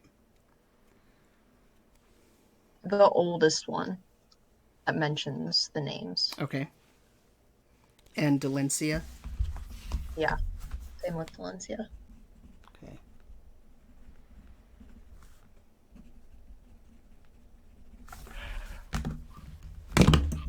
Okay, so let me just look at my notes here.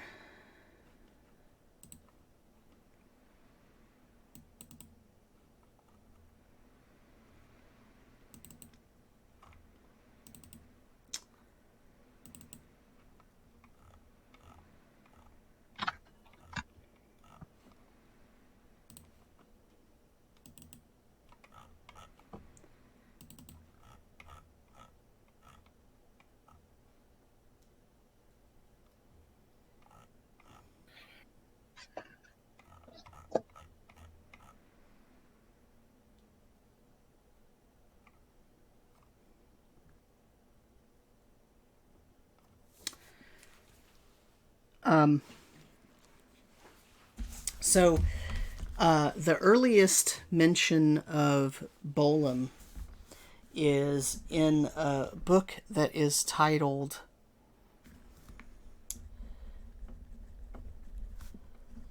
Letters of Delencia and Ian Tarsus.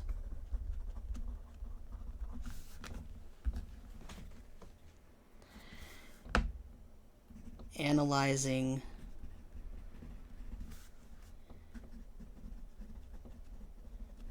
kingdoms and harvests. Letters of Delencia and Ian Tarsus Analyzing Kingdoms and Harvests. That has the earliest mention of Bolam as part of the family line of Delencia. Okay.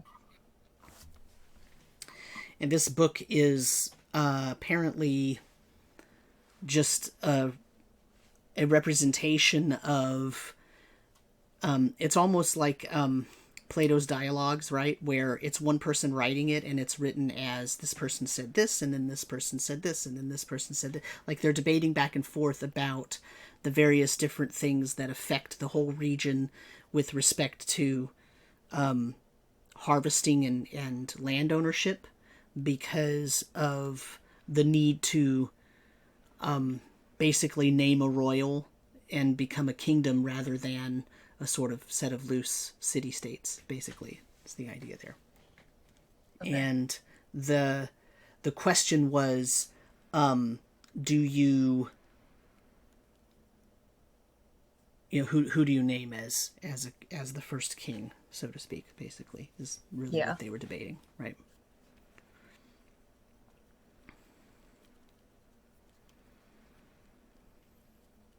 And the reason that's interesting is because, you know, Ian Tarsus was a dwarf. He didn't give a care about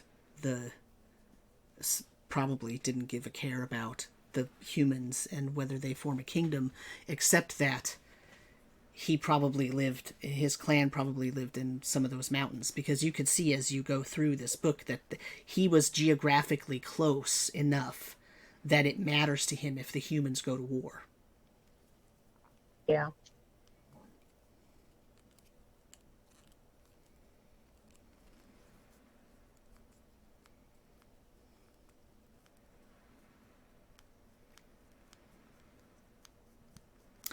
And it appears, you know, as you sort of, I mean, it depends on how much time you want to spend doing this, but even just flipping through, you know, these letters are not aggressive. They're not, I mean, of course, it's a representation written by Betet, right? So who knows? But it's more friendly, respectful debate about the right way to go about things.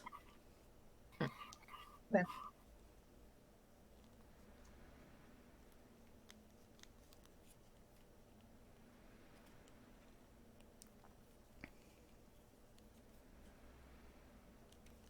A lot to process.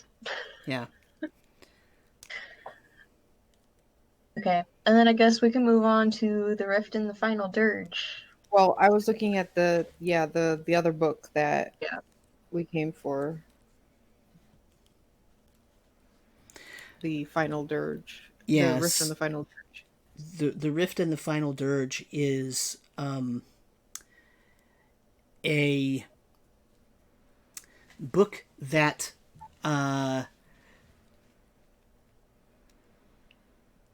if you were to open it up and just read from page 1, it reads very much like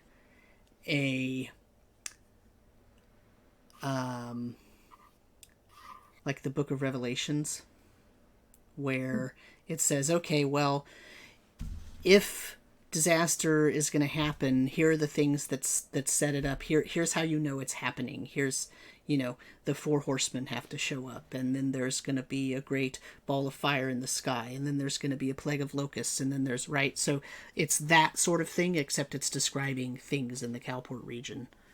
And one of them happens to be a flood. Great. So is only so is the flood like the first thing that's supposed to happen? Is there more after the flood? Well, it depends. So once again, how far do you, right? It's not like a 3-page book. Well, it's like, I'm not interested in any of the other books. So while Emran is looking at the rest of his collection, I'm just taking that book and studying it. Okay. So here's what has to happen for the Rift and the Final Dirge to happen. Okay. There has to be someone that shows up that takes over and rules very well. Okay. ruler that rules very well, right? But of course they get corrupted, right? But nobody knows they're being corrupted. Okay? So that's the second step.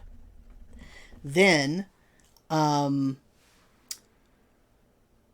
natural disasters have to occur. Big storms, earthquakes, a volcano probably erupts, meteor showers.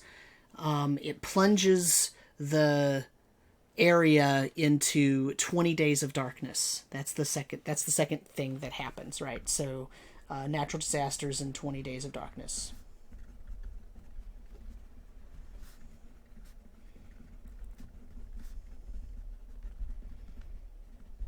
And when the 20 days of darkness are lifted, that's when people start noticing that some of the lower lying places on the continent are being covered with water and turning into ruins. So you have this sort of slow rising of water just at the very beginning that ruins all the coastal towns, right? So coastal ruin is the third thing that has to happen.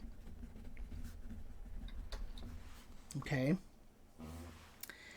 Then someone is going to show up and they're going to say, I can save you all because I recognize these 3 issues, right? So basically the Messiah is going to show up, right? And say, I see this. This is the beginning of the end. I know how to save us. Okay? But nobody listens to this person. Okay, so the Savior arrives and is ignored, or something happens that makes people not trust this person, right? Then the rift occurs. Okay. So then you open the rift. Then the flood, which we call the sinking.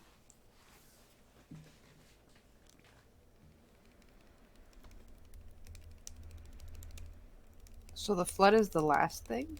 Mm-hmm. In the book, yeah. And there's nothing else after that? Nope.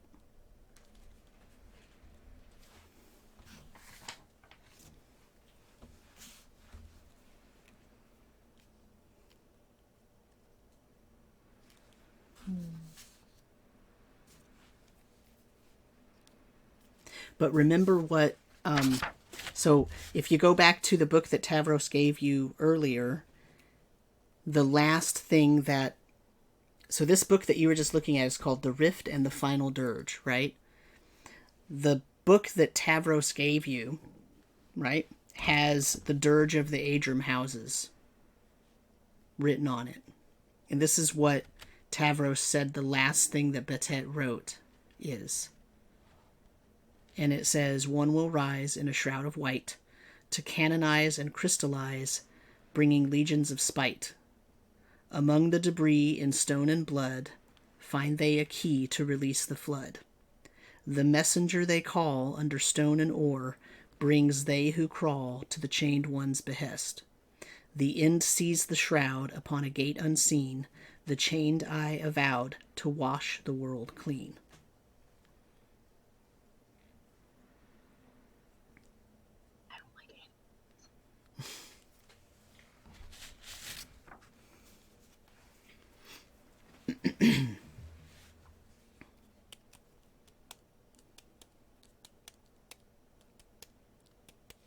So, Marcel, do you want to make me an intelligence check?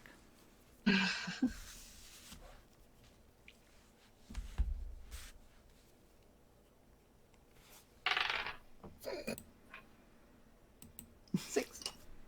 A 6? Wow. Okay. I mean, Right. knowing that Betet wrote both of these, you feel like there should be a connection, but it's just mentally escaping me right now. I mean, you have all been in this library for a very long time. God, yes. Everything is looping. Yeah. For quite literally. I mean, yeah. I mean, the only reason we think Betet is not Larilac is because the writing doesn't match.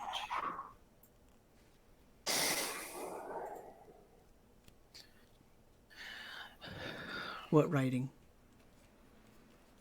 The writing I in the mean- book of where the Dirge of the Atrium houses is.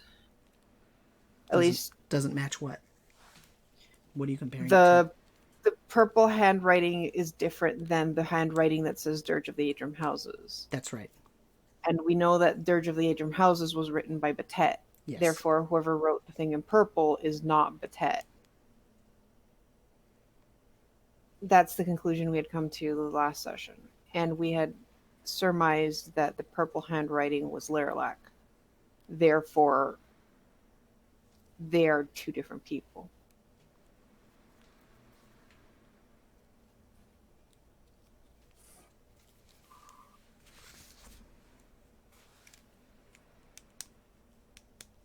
Could Cornelius Adram been the savior? He's the last of his name. It's called Dirge of the Adram Houses. And he's supposedly become undead revenant because he's got to do something. I mean, it's possible. The whole Messiah thing is very reminiscent of like Straben, because everybody was like Straben was not a prevalent deity. He wasn't worshipped a lot, and that's why a lot of people think the flooding happened was because nobody listened to Straben. Now, was Straben the Messiah? I doubt it, but it's very reminiscent of that. They're more interested in their own gods around here. I'm sorry? I just said they're more interested in their own gods around here, it seems. What I recall. Like when we were talking with the High Court and whatnot. Yeah, well, now they're all over Straben because they think he's the one that brought the flooding because he was mad. But beforehand, I don't think he was hardly ever mentioned anywhere. He was very low on the totem pole of gods. Mm-hmm. Well, let's take this back to the map room and share our findings. See if I feel like we need to get out of this library for a while and like let well, we have there. two things we need to talk to Ashley and see what Ashley and Konos have figured out. Yeah. We have to check on Gaston. Yeah, like, It's probably been a couple hours now. See how he's doing, if he's found some clothes, if we need to look the other way when we find him. we find for the time being. And then maybe we want to make sure it hasn't been like 50 years outside. Yeah. We're just gonna leave the library, and the dragon's gonna be right there, torching everything around us. I'm gonna send a quick message to Waxley. Okay. Ooh, no.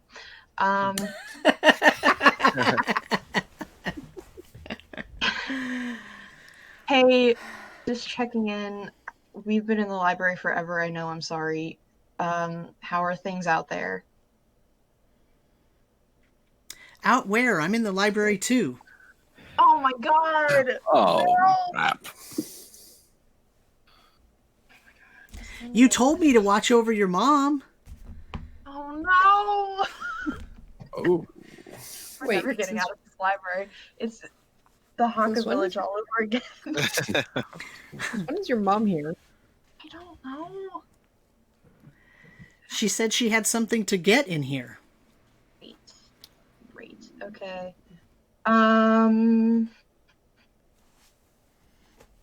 Let's hurry back to the others. I have a bad feeling about this. You always have a bad feeling.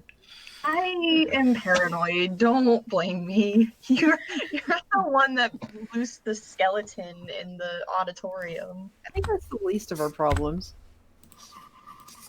At this point, I guess it really is. Are you going to say anything else to Blacksley? You'd have to use another sending, though. No, not yet. I'm gonna wait till we get to the others because I want them with me when I go track this guy down. Okay.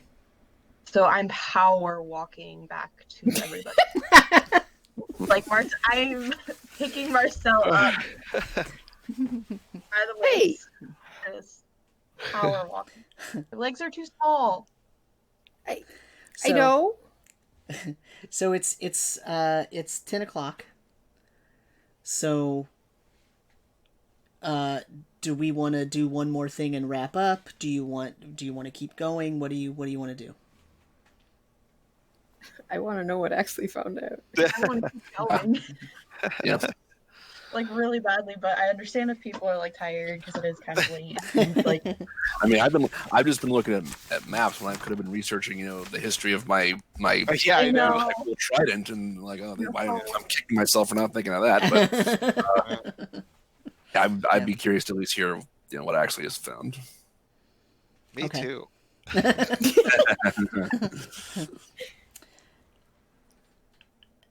Okay, so here's basically what Axley has determined based on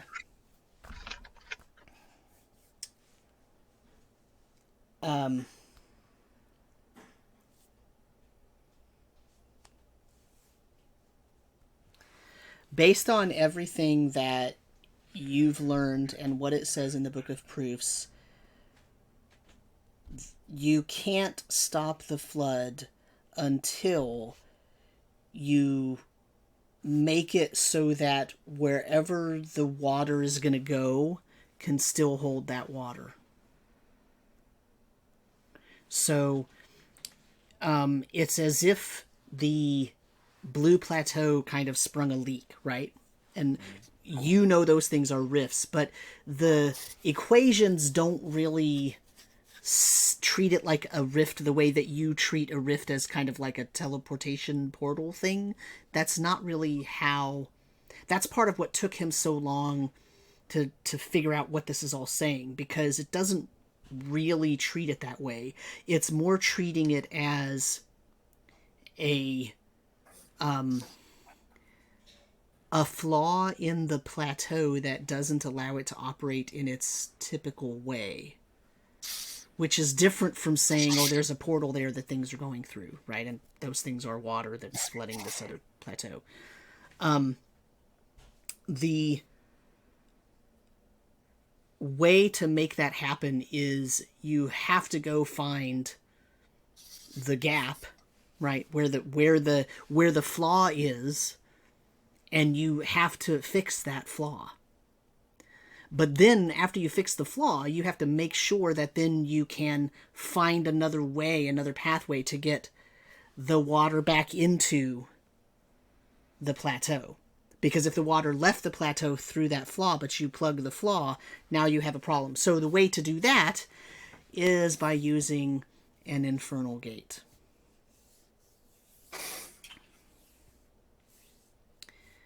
Which means that you have to go to the Well of Capitalis and fix the well, because the flaw is in the well. And once you've fixed the flaw, that's going to solve part of the problem. Then you have to open up an passageway in an infernal gate. And then... And here's where the problem is. You have to convince the powers that be on the other side of that infernal gate to let the material from the Blue Plateau travel through there to get back to the Blue Plateau. And the way that the equation says it is that you either have to bargain for the rights, or you have to steal the rights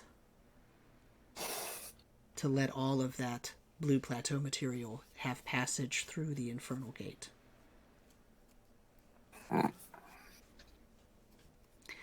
it actually does not go so far as to tell you what the cost of the bargaining has to be, or what the how to steal that. But it does say that it is possible. But the way that it's written indicates that you can't just reverse things, do a true reversal and push the water from the common plateau back through what you've been calling the rift into the blue plateau. And the reason you can't do that is because it's not just the blue plateau that's affected, but it is the soul spire and the threefold lake. In other words, you could actually force the water from the blue plateau back, but it would completely mess up the soul spire and the threefold lake. So that would be the wrong way to accomplish what you wanted to do. But there's a lot missing from the explanation, because some of the symbology and the terminology just is completely foreign and makes no sense. And actually just can't, it's like transcribing, linear algebra into English or something, right? It's really, some of it just doesn't make sense.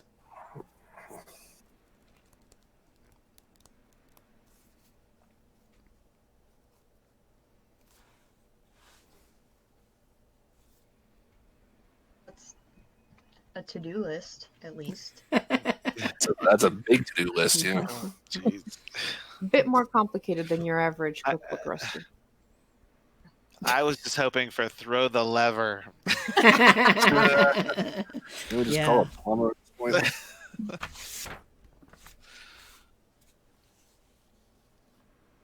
There is, there is a second way to do it. And that is to, and this is what it says, and you're not sure if it's really like everything that it says, but the way to actually do the reversal also could be go back and prevent Cornelius from killing Betet. Oh my god. What?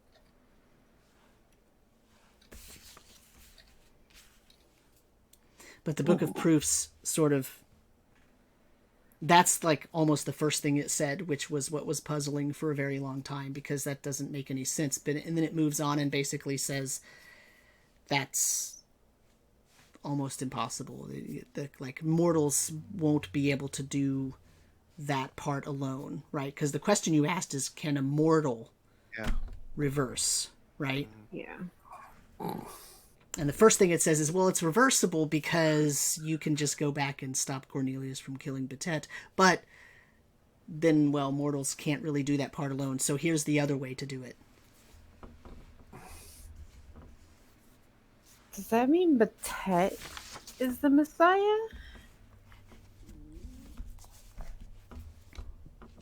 I mean, I guess it would make sense. He is the one that wrote all those things, and he was like, probably told everybody, hey, these first 3 things happened.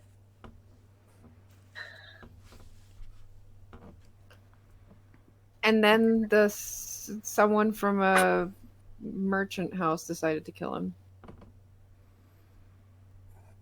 Because the Adram houses were merchants, weren't they? Mm-hmm. Yeah. I could see how that could happen. If they were traitors and all the coastal cities went to shit as part of the warning signs. And for some reason, the Adram houses decided that it was all Betet's fault, because he was like, I told you this would happen. Well, if Blacksley is supposed to be Cornelius Adram, that's a question for him. Well, he doesn't remember anything. Anyways, I'm going to send another message to him really quickly. I told everybody what's happening, and I just told him, freeze where you are. Ask him where he is. Yeah, where are you? Just stop and let us come and help you, because this place is huge and possibly dangerous.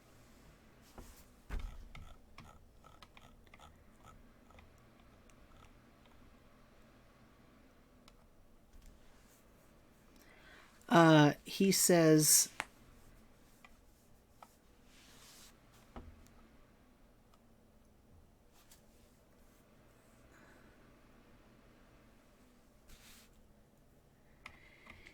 says, well, I'm in the ossuary because your mom is convinced that there's something there that she has to get to help us.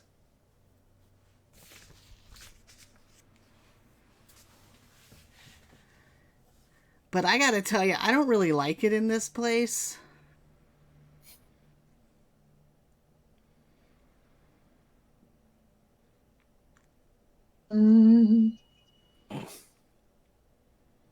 We know The where that whattuary? is. What is the what? The ossuary? The ossuary. Something to do with anatomical. Where all the bones are.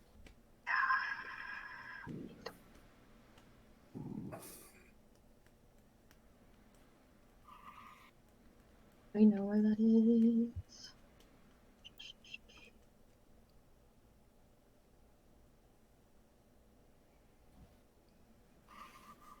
You did not visit it yet. We have someone who could lead us there. Yeah, I was gonna say, can we summon Tavros again? He's gonna hate us. Well, so the question on the table is, do we want to end? I was gonna say, are we ending? Or do we want to go to the ossuary? Yeah, I think that's This might be a stopping good. point. Yeah, it might be a good stopping point, yeah.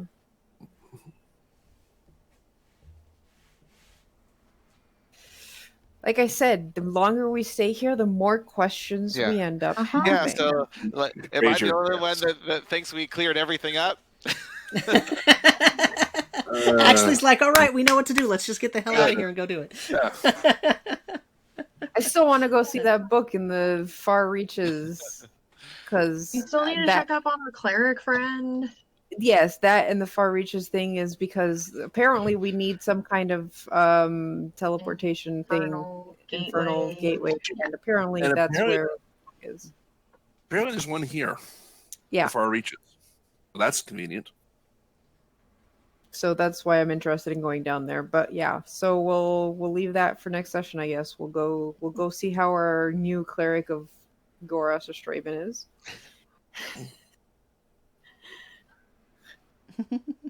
Hopefully he's as handsome as his name indicates.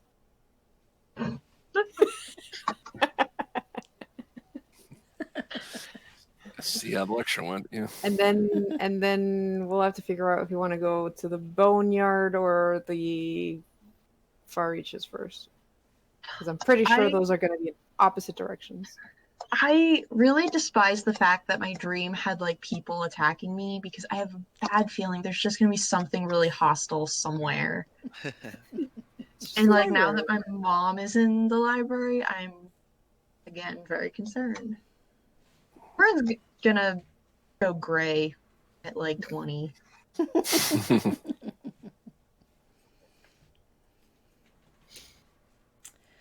But anyways. Okay. Well, I think we can wrap it up then. Unless anybody has any other questions or anything that they particularly want to explore as a debrief topic. Since we didn't play earlier this month, I didn't want to belabor us with a debrief earlier because I knew that we would have a long recap and whatnot just to bring us all up to speed. So unless there's something that everybody wants to chat about, I think we can probably call that a night. You have enough material there from our last debrief still?